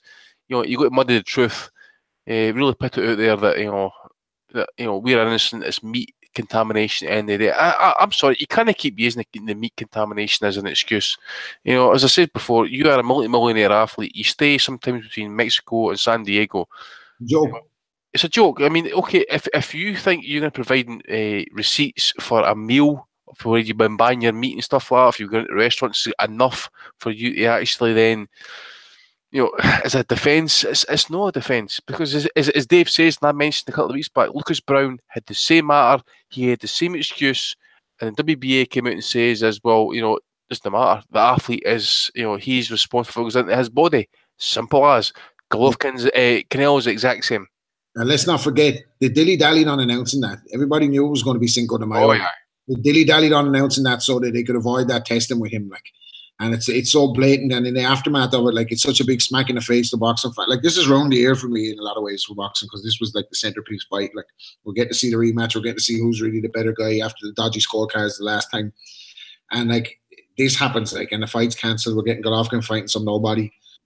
Canelo's going to be banned. Like, he was the biggest star in the sport outside Joshua. Like, so he's dirty. This fight is ruined. It's a joke, like, absolute shambles. Yeah, Gabe's not happy. He said Canelo bores me, and he also said that the WBA is a puddle of slash. So Gabe has made his feelings known. Donny, let's hear from you on this matter. Joey at Master Mode 33 has put in his second question. He said, is there any point in the clean boxing program when Suleiman and others come out and publicly defend offenders? Good point, isn't that, Donny? Well, publicly defend is one thing, but ultimately, I mean, he is being tested year-round by VADA, and you know, that is the highest standard that we have in the sport. So I mean, yeah, I think it does matter. At the end of the day, he got caught, right? The fight's off. Millions of dollars have been lost. Sponsors are angry. The cable companies, who thought they had a really big pay-per-view for Cinco de Mayo weekend, as they always do, now are left with a gaping hole there. And even if Golovkin fights Spike O'Sullivan, and they have the gall to put that on pay-per-view, the cable companies are going to be very mad about this, and they're going to be worried about carrying the next Canelo pay-per-view. Is he going to test positive again? I mean, it does matter. Drug testing matters because of the stakes and the money invested and the potential losses involved for everybody, including the fighters, but also all of the other stakeholders that I just identified. So, yeah, it matters. And if Canelo can't avoid the repercussions of a positive test, then nobody can. Third question, Andy, again from Joey. When was the clean boxing program introduced? Was it around when Canelo fought Cotto and Khan? I think it was late 2016. I first became aware of it. Would that be right? That's about right, mate. I think it was about September time. I think that was the cut-off date for when they were meant to sign up, and there were a few fighters kind of then dropping off, that sort of stuff. So David Hay and all them didn't sign up, did they? No, did they? Fuck. Did he fuck? I'm just trying to think. Who was Canelo fighting in 2016, actually, just for a matter of record? Because I know he wasn't fighting for WBC titles and stuff. Or was he? Khan. He fought Khan in May of 2016, right? Yeah, but that was for the WBC title, which he won off Cotto, which was the vacant title. Yeah. And then he came back to no weight, did he not, to fight Liam Smith? Which is for the WBO title. So Smith was in September of 16. Yeah, and then he fights Chavez after that. So that was in 2017, which is like, what, almost 6 months later, and then he fights Golovkin like a year after Liam Smith. Yeah. Yeah. From Kirkland onwards, it's pretty much early year, late year, isn't it? And I always remember as well, if you go into Box Rec at the minute, they've got this VADA enrolled kind of thing against the profiles. Now, I didn't see it against his for what I remember anyway. And hang on, this Alvarez isn't a fucking middleweight. He's a fucking light middleweight. Either that or he's a really short light heavyweight. He just cuts too much weight, eh? As he says, if you're using clenbuterol, it makes sense now. Canelo weight. Canelo weight, yeah. Let's have a look. Who else have we got? Gabe. I know you're not interested, Gabe. But tell me anyway, we've got a couple more from Joey. He said when Canelo was giving his bullshit reasons, he was not fighting for the WBC title as well as giving it to Triple G. Was it really because he wanted to avoid the testing? What do you think, Gabe? I didn't even think about that. I didn't even cross my mind. Possibly. I don't know. I think the whole thing is bogus. I think the whole thing is a bunch of horse shit. If you know the fucking meat has contamination problems, and goddamn eat some chicken or fish. You know what I mean? Like, I mean, it's really not that hard of a thing to do. Besides, you would think that a world-class professional friggin' athlete would be eating stuff that's better for you than beef. I mean, let's be honest here. I love a steak. I'm from Texas. We have cattle everywhere out here. But have you ever been popped, Gabe? No, because I'm not from Mexico.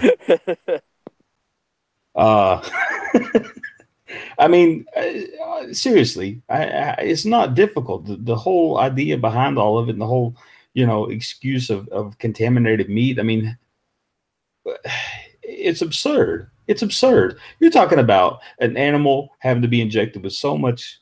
I'm just putting on my critical thinking cap here. I'm not a scientist. I don't know all the facts behind it. But you're talking about for a person to test positive for something like that, there has to be a detectable amount in their system. Besides that, there has to be an amount in their system that they can point to and say, hey, this is more than just traces.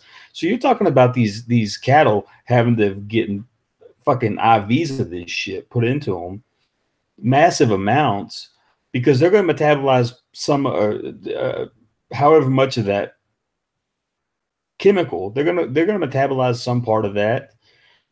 So then how can there possibly be that much of that stuff in those animals still by the time they're slaughtered? Then by the time you cook it, then by the time you eat it for your levels to be raised that much, I mean, come on, get the fuck out of here. There's no way. There's just no way. I mean, anybody who has any idea of general biology could tell you that that's nonsense. The guy's a cheat. I hope he gets knocked out, and I hope he gets his career ended in his next fight. But it'll be a tune-up for some stupid-ass WBC Emeritus Diamond of the Century bullshit title, and he'll be back in no time. It'll be a 6-month suspension, and then it'll be all said and done with. But the point that I have to make is it's stupid, it's ridiculous, it's nonsense. There's no way. The guy's a cheat. That's it. Bottom line. Don't try to argue with me because you won't convince me otherwise. Good luck message from Gabe there then.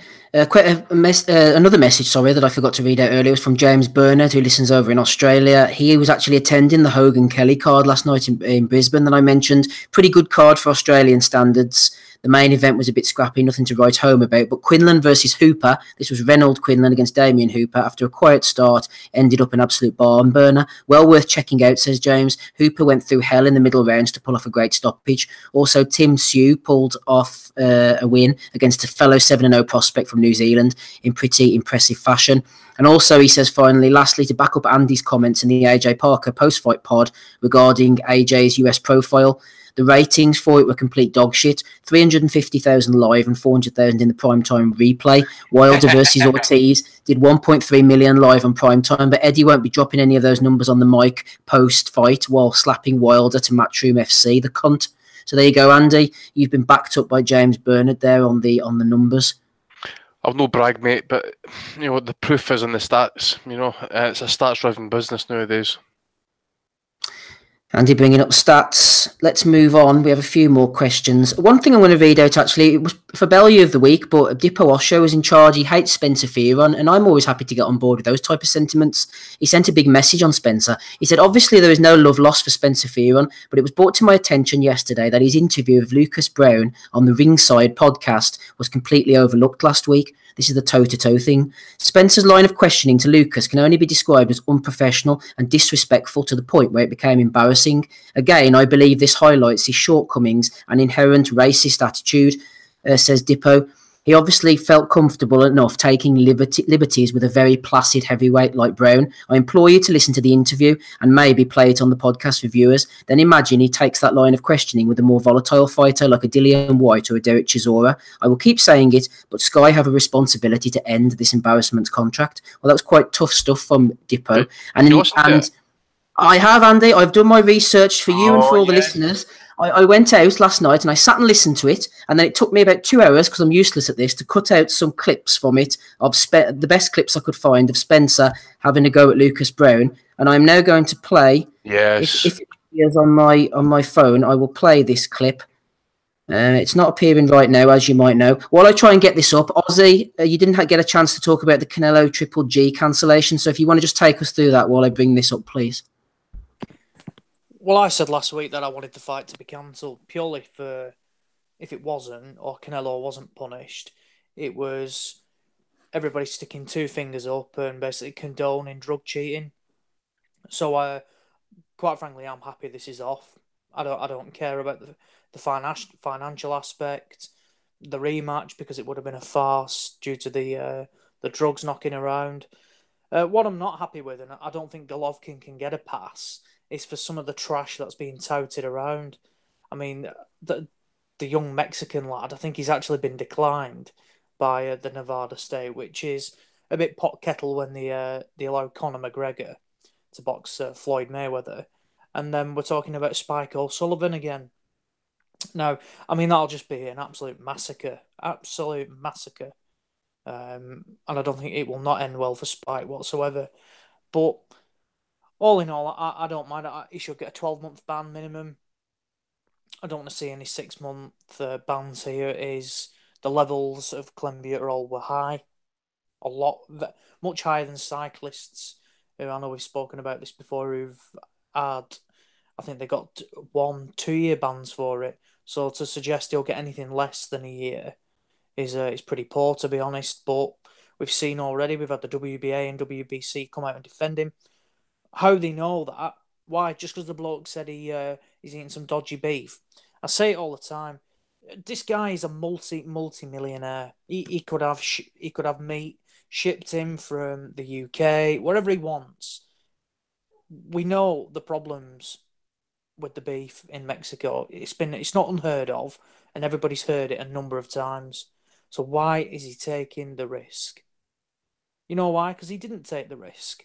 He's just been caught juicing, and he's actually been rumbled for once. And like I said, it was all a setup, the way they revealed how Golden Boy put a press release out, and like I said, in trying to make him look the good guy because he flew out to America and took his camp there. Bullshit. Absolute rubbish. And it's a joke, and it's only because Canelo is one of the biggest names around and he brings cash in that he's getting this special treatment. Like Andy said, Lucas Brown. Quite frankly, I think he was spiked in Chechnya. Still had to serve a ban. Other guys have had to... everybody else has to serve a ban. So why is Canelo any different? And for me, I hope Golovkin doesn't give him the time of day. I think Golovkin's been quite... he's basically been telling people to forget about Canelo now. And I quite like that attitude as well. I think it's good to see. Me personally, I don't care if we don't see the fight again. Really not bothered. The fight I want to see next is Golovkin and Saunders in September, and it's a chance to have all the belts on the line, which in boxing these days, due to all the, all the silly mandatories that are put on, it's a chance where we can see all the belts defended for once. So let's see it happen. As far as most people are concerned anyway, we got a fucking clear result the first time. Should have been a unanimous decision for Golovkin. Yeah, I agree with that. Completely agree. Yeah, completely agree. And it wouldn't surprise me if he was on the juice before that as well. Well, it calls it into question now, doesn't it, Ozzy? Of course it does, yeah. And I think you've got to look at it. I mean, well, you're never gonna. It's always gonna be the. You caught on the first time. I mean, you do it until you get caught kind of thing. Mm. It'd be interesting to see now, because I mean they should be all over him and he should be getting regular testing and stuff like that. But somebody put a great picture up of his last 10 weigh-ins, and the change it's just unbelievable. And in such a short space of time. Now I understand, obviously with the right nutrition and things like that, you can bulk relatively quickly. but he's not just bulking just for like a bodybuilding contest. He's actually boxing as well, so he's doing like the high intense stuff, which will burn fat and muscle as well. And it's just, you do wonder now, don't you, how long it is. And I mean, the sport's riddled with it, absolutely riddled with it. And like I say, it's only a matter of time before we see a juicer and there's some serious damage done, and a boxer, like I say, who's in there with a clean and not on the drugs. It could potentially career-threatening injury or something like that. Yes, we will be going into the closing stages very shortly. Just before we do, let's get this clip on the go. There's about 4 clips all pushed into one here, so apologies if it is a little bit disjointed, but it starts with the gentleman who is presenting the show. I'm not quite sure who he is, but they've just told Spence, our friend, the news that Derek Chisora was helping Lucas Brown out in sparring, so we'll take it up from there. Has he given you any tips and told you much about how he felt on the night? Was he surprised by anything that Dylan did? Not really, no. We didn't go like that far into it. It was basically, what I may need to do in regards to my style. But other than that, no. You see what I'm trying to say? That's a move. Seriously, you can't do that. It was on my style. Listen, don't get twisted. I like you. You're cool. You know what I mean? Right? But you're maybe a bit bigger than me. But we're too close. That's what it is. South London. But I'm saying to you, I'd love to see him punch you in the face. No, you wouldn't. Trust me, it'll be on. I don't play that nonsense. But I'm trying to say to you that there's certain things that you're saying that Derek's overstepped the line. I believe so. Me personally, I just believe so. But I mean, this is because I'm from Australia. But mate, it's just a sport. Because I'm from Australia, is that? Yeah. Okay. That's how it goes. I think you're ludicrous. Seriously? I think you're talking absolute nonsense. Two men, both from People London. spar each other all the time. It's how you learn. It's how you get better. I've never even boxed, and I know that. It's different. Tyson Fury used to spar Dylan White, I know, right? But it's totally different. You looking forward to it? I am actually, yeah. I'm as you can imagine, I'm a bit tired. I've come from sparring to here, so I'm a bit tired and everything else. But otherwise, who you sparring with? Derek. Oh, you sparring with Derek? Okay. Yeah. See what I'm trying to say to you? Derek and Nathan Gorman. If an old lady walks past you in the street, does she look at you and get a bit scared? Yeah, generally. Seriously? Yeah. You've got the exterior, right? The tattoos and the yeah. And the then size. people actually talk to me and go, "Oh, it's not that bad." Yeah. And he can sing, and even better, if you get up in the pub and you sing, then you're going to win people over, right? Generally. You should sing on the doors as well. You sing on the doors. Have you ever sung a song to woo a lady? Oh, many songs, yeah. Yeah? Okay. And that's why he's divorced. Anyway. Right, we're moving on. We're moving on to the week's news. Lucas, stay around. We're going to go through the week's news and we're going to talk about a few different things that pop up. And what about other countries? Where have you been where things haven't been so good? Well, Chechnya was one. You think? Yeah. What happened there? What happened? Go on, let's listen to a little story. Come on. Let's talk about the timekeeping in that fight, shall we? Because something bad. I'm going to defend you until the truth all comes out, and then people say, "Oh, Spence, you shouldn't have defended Ross because Ross is a plonker, and you should have just let it." I'm saying, no, I'm defending him because I don't think that you'll be on the drugs. I don't think you'll be taking the gear. I'm not too sure about Lucas Brown, but what I'm trying to say, I don't think. Are you a plonker? Plonker. Right, I'm just saying. So that's the thing. So you're going to back your own. This is how it goes. Oh, wanker, eh? He's an absolute fucking cunt.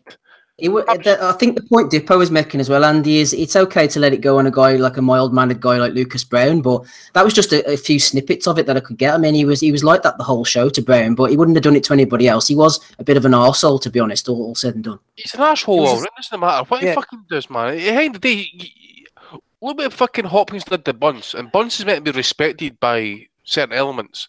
Fucking Hopkins would have absolutely crucified him for that shit. That was embarrassing, man. What podcast was that on? That was the toe-to-toe. That's the first time I've ever listened to it. I sat and listened to it all the way through last night, then stuck it in Audacity and cut them out, yeah. Who was the guy who was the host? I don't know. I've never listened to that shite in about 3 years now. Absolute embarrassment. Was that Brown he was talking to? Yeah. He didn't sound like an Australian. He had like a British accent. Conspiracy theory from Dave? No, that was definitely Brown. To be honest, I never really got a chance to speak because of fucking master knowledge, eh? Master knowledge. I said tobacco. Well, was he slagging Chisora for sparring Dillian White? Yeah, he also slagged Don Charles as well. He said he wasn't happy because they broke the code. Race traders. What fucking code? What code? The guy is a twat. Apparently, speaking about what happened in sparring, I mean, the thing is, sparring stories break out all the time. Doesn't it matter who's in the fucking gym? We all know this. And the thing is, see, word gets out of sparring sessions that you got sparked or you got fucking whatever. Generally speaking, if the word's out on the street and the average guy's talking about it, it's generally fucking true. If in terms of what Theorem was on about, then where Chisora shouldn't be sparring, Dillian White shouldn't have been sparring Broughton and things like that. In that case, sparring basically wouldn't happen, or you'd just be sparring people in your own gym, because everybody's connected with someone, you know, or has done rounds with somebody in that way. The guy is a fucking idiot. I hate the guy. Absolutely hate the guy. He's in a position, I don't know how he's still there, because he chats utter shite. He just shot down Luke. He was disrespectful to him then. Just shot him down, just spoke over him like he was a piece of trash and stuff like that. He's a fucking idiot, and the sooner he goes, the better. Because that was just embarrassing to listen to. And you think, Lucas Brown, he doesn't have to fucking put up with that. And he's a decent bloke as well. I know he slated him last week, a couple of weeks ago, because he came in horrendous shape, but he always comes across well in his interviews and stuff like that. He shouldn't have to put up with shit like that. I wish he'd have absolutely teared him to pieces. Well, did you hear what he said when the guy said to him, I'd love to see him punch you in the face, and Spence said something like, well, it'd be on or something, because I don't take that nonsense. Spencer would be picking his teeth above the fucking flare, and I guarantee he'd get fucking emptied off that cunt. He's a fucking heavyweight. He's done MMA fighting with no training. You think that guy gives a fuck? Spencer would get ragdolled. Haven't you seen Spencer's impressive boxing record? His fight with David Walker was brilliant. I will maintain that in his credit. Oh, it was a great fight. Just to see Spencer take that L brutally, amazing. Right, we'll move on. I wanted to play that for Dippo because he's not a fan of Spencer, to say the least. So there you go, Dippo. We've all shit on the Spence. No love lost for him here. Right, let's have a look at a couple of the fights next week. There's not a lot of interest. Thursday, the Fantasy Springs Casino. We have Francisco Vargas going in against Rod Salka. He's a bit of a punchline, Salka, but Vargas is taking him on anyway. I hope Vargas is clean. Robbie Barrett's taking on Matty Fagan in a Steffi Ball promotion show on Friday the 13th. Hopefully that will go okay. Sam Bones boxing in Leicester as well. Ozzy was mentioning that before the show started. Edna Cherry's over in Minneapolis next Friday night. You can tell we're scraping the barrel. And that is just about it. Does anybody want to mention anything from next weekend's action, or should we just move on? Team Salka, baby. Vargas is a little bit vulnerable, though, I think, because he cuts really easily. So you never know. If Rod can land one, he might get himself back in the mix in a Danny Garcia rematch. We shall, what time is it? 9:45. Ozzy, do you want to mention anything briefly? I think you had a couple of questions maybe coming from Porky Russ before we do Bellews and finish up. I've got more than a couple, but so I'll... Chuck in the best couple you can... Like I said, I think he sent 12 through or something like that. The first one I think is probably the most relevant, and it's following on from Povetkin being officially named as the mandatory for Anthony Joshua. So basically, Big Russ was saying, basically, does he think the next, basically, all the talk with Wilder is a bit of a smokescreen, and in reality, the next few fights we could see probably Alexander Povetkin, Jarrell Miller, a Dillian White rematch, and then that's already taking you into the back end of what, 2019, and then apparently Eddie Hearn started talking about that Adam Kalnacki, and how he's a freakish puncher and he's avoided. Then obviously there's potential for the Kubrat Pulev, depending on that situation as well. So basically, is it Big Russ thinks? Does he see? Does anybody see the Wilder fight happening next, or is it more likely that this could be a route of Povetkin, a White rematch, No. Jarrell Miller? I say that during the week. What did I say last week? I noticed the Russians came out pretty quick with it during the course of the week there. They're going to push for this mandatory status at either WBA or WBO, and that's going to fuck Joshua up for the Miller fight in America. If it goes to purse bids, does anybody really think the Russians are going to bid for this fight? I mean, okay, we know what Josh was coining in and stuff. Do we think Povetkin his side's going to bid for this fight and take it to Russia? I mean, it's 120 days to make this fight, and it seems to be. I mean, okay, if you're Povetkin, why the fuck would you take step aside money not to fight for a world title. No, he'll not take step aside money, and I don't think Eddie can financially compete. I don't care how many Exactly. sells. Eddie will not put his hand in his pocket. I can 99% guarantee this. To the extent that Russian will say, right, we'll just blow you out the water. We'll chuck 40 million or some ridiculous amounts of money down on the table. Good. Because I was really going to put Josh in a position, and I think he's going to take it, especially with this hashtag fucking road to disputed bullshit. As I says, if they put the bid up for it, they're going to have to go for it at the end of the day, because there's 0 point Povetkin taking step aside money. He's 37, 38 a year.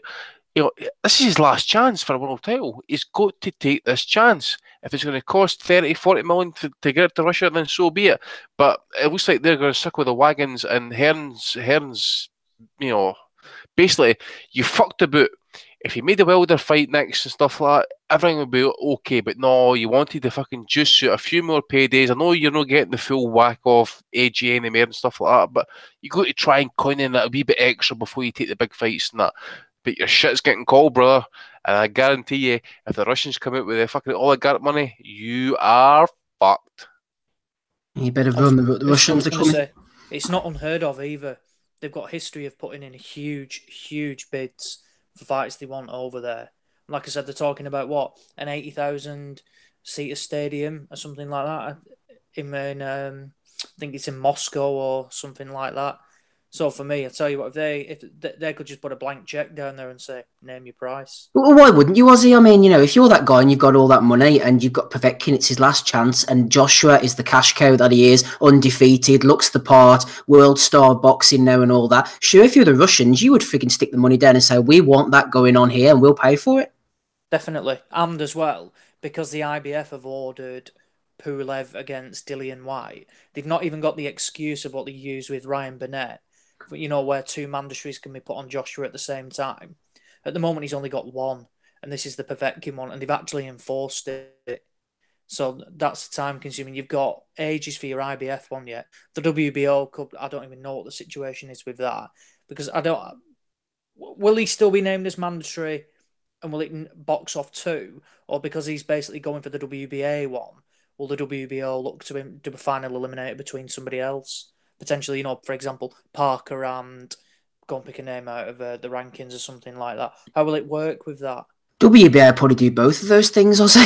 Without their cake and eat it. Yeah. And then you never know, the IBO might enforce a mandatory or something like that. Oh, yeah. The big fat Mexican we saw, what was his name? Simon Keane, knockout last night. He might be in the frame. But no, in all seriousness, no, it will be interesting to see, because, like I say, I don't think they'll want him travelling over there. I really don't. And if they feel like they want to take it over there, I just cannot see Eddie Hearn competing, because what did he take? It was a huge purse to take Vladimir Klitschko over there. Massive. Absolutely massive. Yeah, how much money did they waste to just have their fat guy lose absolutely $23 million. $23 million. Down the drain. Oh, but he's got that money to play with, hasn't he? I was going to say, yeah, I think he just doesn't like it or something like that. Just loves wasting it. But again, he could easily do the same again. Easily. Yeah, definitely. Right, Ozzy, anything else you want to chuck in there for note? He also said a couple of things as well of the names that Hearn keeps mentioning. Why is he no longer mentioning Luis Ortiz? And I think we know that. And was David Price thrown under the bus? He's approaching 35 years old, 10 years on from his Olympic bronze.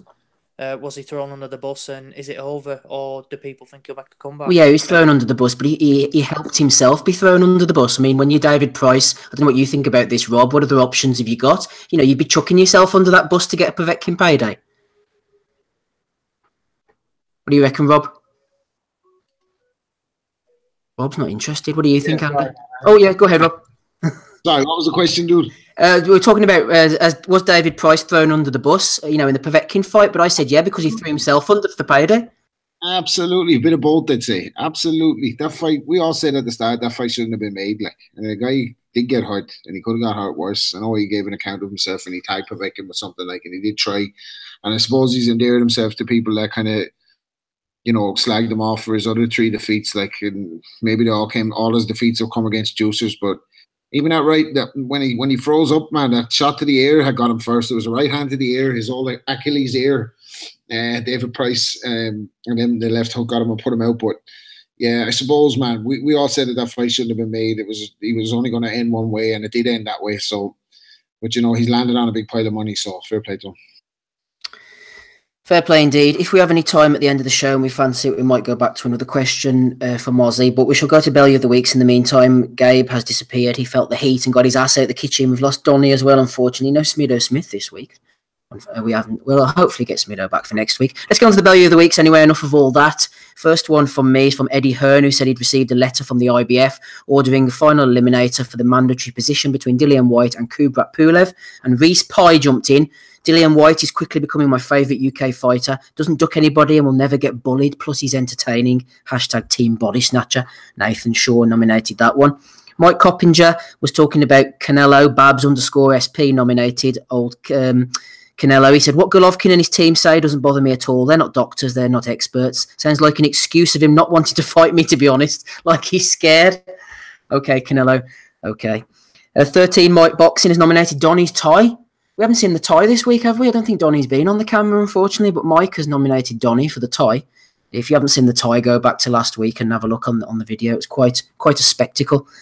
Dominic Henry has nominated Haroon. Has Haroon, a regular contributor? He said that, I think he was talking about either Mayweather or Pacquiao, or ducked Amir Khan. Joey Mastermode 33 has nominated Spencer Oliver and Jake Wood for their new podcast. It was going so well till they broke the news that Josh Kelly, a welterweight, will be fighting Lewis Ritson. They are sharing the Newcastle Bill guys. Value of the week for Oliver, says Joey. Ocha is talking about, a bit of a meltdown, Andy. I don't know if you saw this during the week, but Mohamed Mir has nominated Derry Matthews. Derry Matthews has gone off on one, apparently, about his Liverpool ticket or something, and he doesn't want to give it to foreigners, can fuck off and all this. What's happening with old Derry? Has the hair transplant sent him a bit weird? I don't know anything about his hair transplant, mate, but I would say that it's a bit... some of the tourists and that get involved. I mean, it's the same up here. The Scottish Cup final is apparently, but no, the semi-final for Rangers Celtic's like 17,500 tickets for each set of supporters. So where's all the fucking 15,000-20,000 tickets gone? That's right, it's going to corporate membership. Wankers. He blamed his son in the end. Said he'd been out of the gym and he blamed his I think his son's 12 or something like that, and he said his son had whipped his phone and just started insulting people. All right, that's a step away from the old hacked, isn't it? Aye, yeah. Sorry, Gov, I've been hacked. No, aye, right, okay. I think you've been bringing your children up the wrong way, then, basically, Derry. Sorry, my brother put anabolic steroids in my cornflakes. about it and everything, so it's obviously true. Derry's going to start tweeting about superior white race next or something. Right, who have we got next? Let's have a look. Leon has nominated Oscar De La Hoya. He's having a go at somebody. Addicted Twat was having a go at Oscar, and Oscar says, "You're an idiot. I made $800 million in my career," and that cued quite a few funny comments from people saying you've blown about 500 million of them on coke or something. Quite harsh stuff on a legend of the game like Oscar. But I suppose you're fair game out there. Anyway, Oscar must be skint. He's looking at a payday for himself, says Addicted. Berry jumped in and said, "Oscar, you were brilliant in boxing, but as a promoter, you do not come close to Eddie Hearn. He has more world champions than you could have possibly dreamed of, and your number one, Canelo, the equivalent of AJ, has been caught for cheating. Apart from Canelo, who do you really have? Hearn has plenty." And Matt Jackson has nominated Berry. Berry went on to defend himself even more. I thought he was a bot, but clearly not. What else have we got? Philip Walcock has nominated Combat Wombat. Money more than pride. It's shocking. At least Dillian Whyte respects boxing. I don't care who he fights. I want to be at his next one. # True Brit. And then a little Union Jack from Combat Wombat. Boxing Kingdom said that, boom, the WBA have ordered Anthony Joshua to face his mandatory challenger Povetkin, and Darren Barton jumped in. Looking forward to this fight. I watched an unlucky David Price lose to Povetkin last Saturday. He hurt Povetkin, but didn't have enough time to inflict enough damage. Povetkin landed the killer punch, and that was it. So to be the best, you got to fight the best. Over to you, AJ. And Gary Sale has nominated Mr. Barton. An absolute cracker. Who is this? Rav Heyer, our friend over on Facebook, has nominated Spencer Fearon for saying that Dillian Whyte throws the best combinations in the heavyweight division. KO Kings put up a poll. We all have a good poll on Twitter. Who the greatest heavyweight of all time? Is it Muhammad Ali, Mike Tyson, Joe Louis, or anyone else? And Richard M. Jones said Iron Mike would have scared Ali shitless. And Chad Hogan jumped in and nominated that one. Enzo Macronelli, how do you think DeGale versus Truax will go tonight? Revenge for James. Luke Capone jumped in. 100% revenge for DeGale. He is skyscraper in terms of levels above Truax. Jay Steele, 88, nominated that one. Back to our poll again. Chad Hogan has found another idiot. Finkel is Einhorn said his top 4 heavyweights were Sugar Ray Robinson at number 1, Ali at 2, Lewis at 3, and Tyson at 4. Sugar Ray Robinson, I'm not quite sure where he comes into the heavyweight picture, but whatever. Carl Morehouse was moaning about the lack of boxing last night. He said, having to watch Toy Story because there's no boxing on tonight. Come on, Eddie Hearn, sort it out. Saturday night should be fight night. And a variety of characters got involved there. Michael Benson is talking about a possible Vasyl Lomachenko-Gervonta Davis fight. And Damilola Akinlayi jumped in. Gervonta beats Lomachenko easily, says Damilola. Charlie nominated him for that. Getting towards the end now. Who was talking about the Charlos in action? Stallion Strong, Triple X jumped in. Be a good fight. Think Brooke edges it against the Charlos, says Stallion Strong. Mark Payman nominated him. Bellew of the Week for Marcus Bellinger, who's been on the pod before. He nominated the BBC for not showing any of the boxing from the Commonwealth Games so far. Andrew McCormick has nominated Floyd Mayweather for claiming that Conor McGregor should act like a gentleman. This coming from a man who has spent time in jail for domestic abuse. And I believe that is all the ones that I have got. Do you gentlemen have any to throw into the mix? Yes, I've got one for Ricardo Mayorga for looking like he was actually coming through withdrawal symptoms actually for his fight last night. What a mess he was in, man. Fucking hell. So he got knocked out in 8 rounds or something. Yeah, it's going to end badly for him, isn't it? Like, it's going to end up he's going to end up in an insane asylum talking to walls because he's got like brain damage and stuff. One I've got for a guy on Twitter called R_Turns. He messages Anthony Joshua. He says, you need to call out Alexander Povetkin and tell him if he wants you, he must prove himself against Dillian White. UK is the face of boxing. Work together, family. Fuck what your past is. Okay, fuck the fact that you got your fucking drug test. WBC president again, just basically saying why Canelo cannot be, he can't be found guilty of doping. Basically, it's absolute embarrassment. I mean, if you go to the boxing scene article, it's got all the facts, it's broken down and stuff, and what his rights are, and it was actually written by Mauricio Sulaiman himself. It's on BoxRec. It's on Boxing Scene. I will tweet it out after the podcast. It's actually got, you can tell he's angry at it because he's got the WBC created the clean boxing program, which is in capital letters. It's just an absolute embarrassment. You'll do anything to keep your golden goose happy. Remember, this is the same golden goose who fucked off your shitty title that you created for the Golovkin fight because he didn't want to pay for it because you tried to force him into fighting Golovkin rather than having to kind of rematch fucking Cotto, whatever it was. So it's just been a fat prick. Okay, I know his last fight was actually boxing and stuff, but can we put Conor McGregor in as well for what he did to the UFC event there during the week there? I mean, yes, 1-0. Basically, he's one man machine, right? He fucking destroys 3 fights off the card, and he makes it the biggest pay-per-view event of the weekend. Come on, he does what he wants. We need to get him on here. I was sitting at a show once. He does what he wants. I was sitting at the show in the National Stadium once and I heard a bit of a kerfuffle behind me and I turned round and it was only Conor himself sitting right behind me. I should have leant over and asked him to come on our show and then he could have maybe caused a bit of mayhem and got the numbers up, Dave. You should have slit his throat. He's absolutely running wild, like, isn't he? Like, what the trolley to the bus. Your man said, the Nurmagomedov or whatever his name is, said, he's a gangster, he wants to fight the bus. He's got people talking. I heard people in work, students talking about it at the computers, and he seems to have got the buzz about him. So I don't know what can you do. One of these where the fully grown men, with their whole families and all, are out defending this fella. Like, you know what I mean? Everybody loses it once in a while, guys. Conor went to back up his man. You have to. Let's just break it down a wee bit here, right? So Michael Chiesa, right, suffers multiple lacerations, goes to hospital. Artem Lobov, fight removed from the UFC 223 card, right? Rose, is it Namajunas? almost injured, status unclear. She was Nama Yunus. Yeah, she was clearly mentally affected by the Conor McGregor effect. Anthony Pettis fighting jeopardy. Alexis Canceres fight cancelled. McGregor arrest warrant issued by the New York Police Department. Hands himself in. It's just you couldn't make that shit up, man. We've had another one coming live from Rob Barnett talking about Bellew being a dick. Bellew says to David Hale, "I don't forget, you're getting comatose. This will be your last fight ever. I'm going to crush your skull. Your children will visit you in hospital. David, you're a fraud, son. That's it, plain and simple." And as Rob Barnett says, Bellew of the week for being a dick. I guess he's worried about the pay-per-view buys, so he started to ramp it up a little bit. Have I got any more on the list here? I think I was sent one more. There's Rob Barnett with his telly out. It's from Boxing Bet Guru, just bringing it up live now on the pod. Tea and Biscuits. I don't know if you mentioned this one, Andy. Can Dillian White fight for a regular world title? Bellew of the week, says the Boxing Bet Guru. Any other nominations, gentlemen?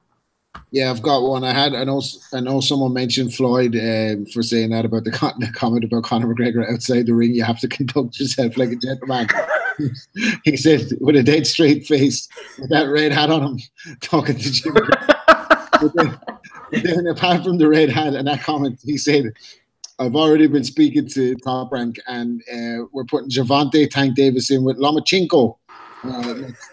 So, a double barrel Bellew of the week there, because there's no intentions of putting him in with Lomachenko, and his name is not Lomachenko. Yeah, Floyd on good form last night, and then congratulated Jim. Didn't really know what he was congratulating him for a minute, and then eventually claimed that it was the Hall of Fame, and Jim gushed in predictable fashion. It was brilliant. And I have another one for this guy who left a comment on that Coogan and Michelle Joy Phelps video where she absolutely talked. I don't even know how I sat. I don't know. I'm after ending up down this path where I didn't even know who she was until a few weeks ago, and it's actually bugging me out more and more each week. But this fella leaves a comment under it anyway, and he said, "Hey, Michelle, you're beautiful, smart, and funny. To hell with the haters and do what you want to do. You're obviously good at it. Unfortunately, it's the problem of being public. You get all the haters try to make you feel like they do. Go, girl. You're an inspiration to all the ladies operated in a male-dominated arena. Thumbs up."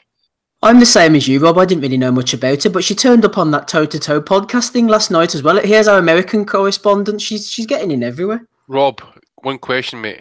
Yeah. Would you? 1,000,000%. I think we've covered this already. That's but just so I know you're not going queer on me, mate. That's all I want to know. Listen, I'm the what you call it, the main man, but I have to throw it back to this other guy then, the Tiger Man, who's obviously Scottish, and I thought it was Tommy because he says he says, "Get in there, by the way, fucking brilliant hen." Love your channel. 2 great interview, Coogan. Aye, she has it all, the perfect lassie. Love the way she comes across. Go on, you Romeo, the Tiger Man. Oh, fuck me. That was a Tommy, man. Tommy just said, "I want to shag you." Yeah, no, it was too subtle for Tommy, actually. Yeah, it was too kind of political for him. I don't think Tommy's allowed to comment since she got the restraining order. But anyway, Ozzy, any from you? Yeah, I think it's fair to put Adelaide Bird in there. Yes. In fact, the Birds in general for a truly horrendous weekend. Kell Brook, he flew out to America to watch the fights, ended up calling out Errol Spence, only to tell him to travel to Sheffield because he likes it there. So one for Kell. And then I think I've actually got a nomination for a previous winner. Now, he won the award a few weeks ago, an esteemed journalist for TalkSport. And it's the return of Mr. Benson. And this is because he tweeted saying that Marco Huck was actually making his debut at heavyweight, forgetting that he actually boxed at heavyweight against Alexander Povetkin. And a friend of mine, Joe Thackeray, happily rooted him out on that, as Benson claimed he'd forgot about that. Yeah, I've seen that comment. And it made me laugh about that. So I think it's fair to say that I'll happily nominate MB for that to potentially reclaim and become a 2-time award winner. Well, you never know. The pressure's on. Dave, you got any nominations? No, I'm just going to vote for Floyd for dressing like a elderly, middle upper class British woman.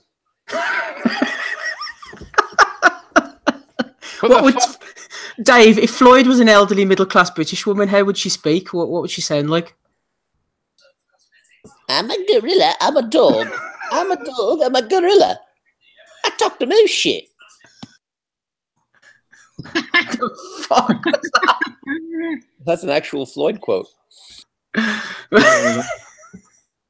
Thanks for that, Dave, I think. Yeah, I'm tempted to vote for Floyd, but I liked Canelo. Sounds like an excuse of him not wanting to fight me, to be honest, like he's scared. I'm going to give a shout-out as well to Ray Flores, my favourite commentator. I absolutely love this guy. I love how he always gives a shout-out to the ring card girls. No political correctness from Ray these days. You always see the ring card girl flashing about, and he's like, good to see the lovely Tory in the house tonight, looking excellent as usual. You can imagine him doing like the lovely girls competition as well. You know, she has a lovely bottom.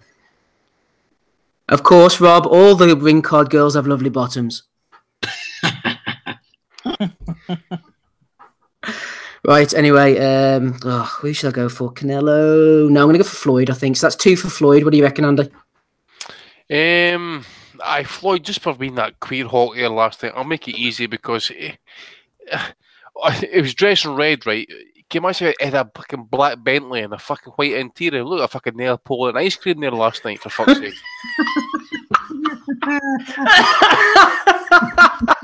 I mean, come on, the fuck, man. Oh, God. Ozzy. I'm sorry, I mean, come on, the fuck. Oh, Jesus. Ozzy. I'm torn between literally Floyd's red hat, which I just don't know why he thought that was a good look, or the birds. It's a difficult one. I'm gonna nominate the birds for a truly horrendous weekend for the couple. A nomination for all birds scoring fights this weekend, basically, Ozzy. Pretty much, yeah. If we throw in Patricia Morse-Jarman in as well. Ching. Right, Rob, who are you going for? Let's end this madness, please. Has to be TBE 50-0. Money team, the red hat. Fucking hell, man, that was bad. Like, and no socks with the shoes as well. Then, like, to go with it, like, just sitting there like someone that is suffering from dementia and is lost in a nursing home or something. Like, oh, today, Floyd, hold on, let me get you back to your room. he must have got dressed in a power cut last night. Eh? He must have done. For fuck's sake, man. Does anybody fucking say to him, Floyd, you can't go like that? For fuck's sake. I'm Floyd Mayweather, but I don't give a fuck who you are, mate. You're dressing a negative, for fuck's sake. Yeah, no, he's 50-1 now. The stylist got him within any. All the great ones go on too long. Oh, right, we're in danger of going on too long, so let's get the hell out of here. We do have a few more ongoing questions, one from Alex Morris and one from George Atwell, but I'm going to carry them over to another show because we need to end up here, try to turn the show around so we can get the podcast on the go.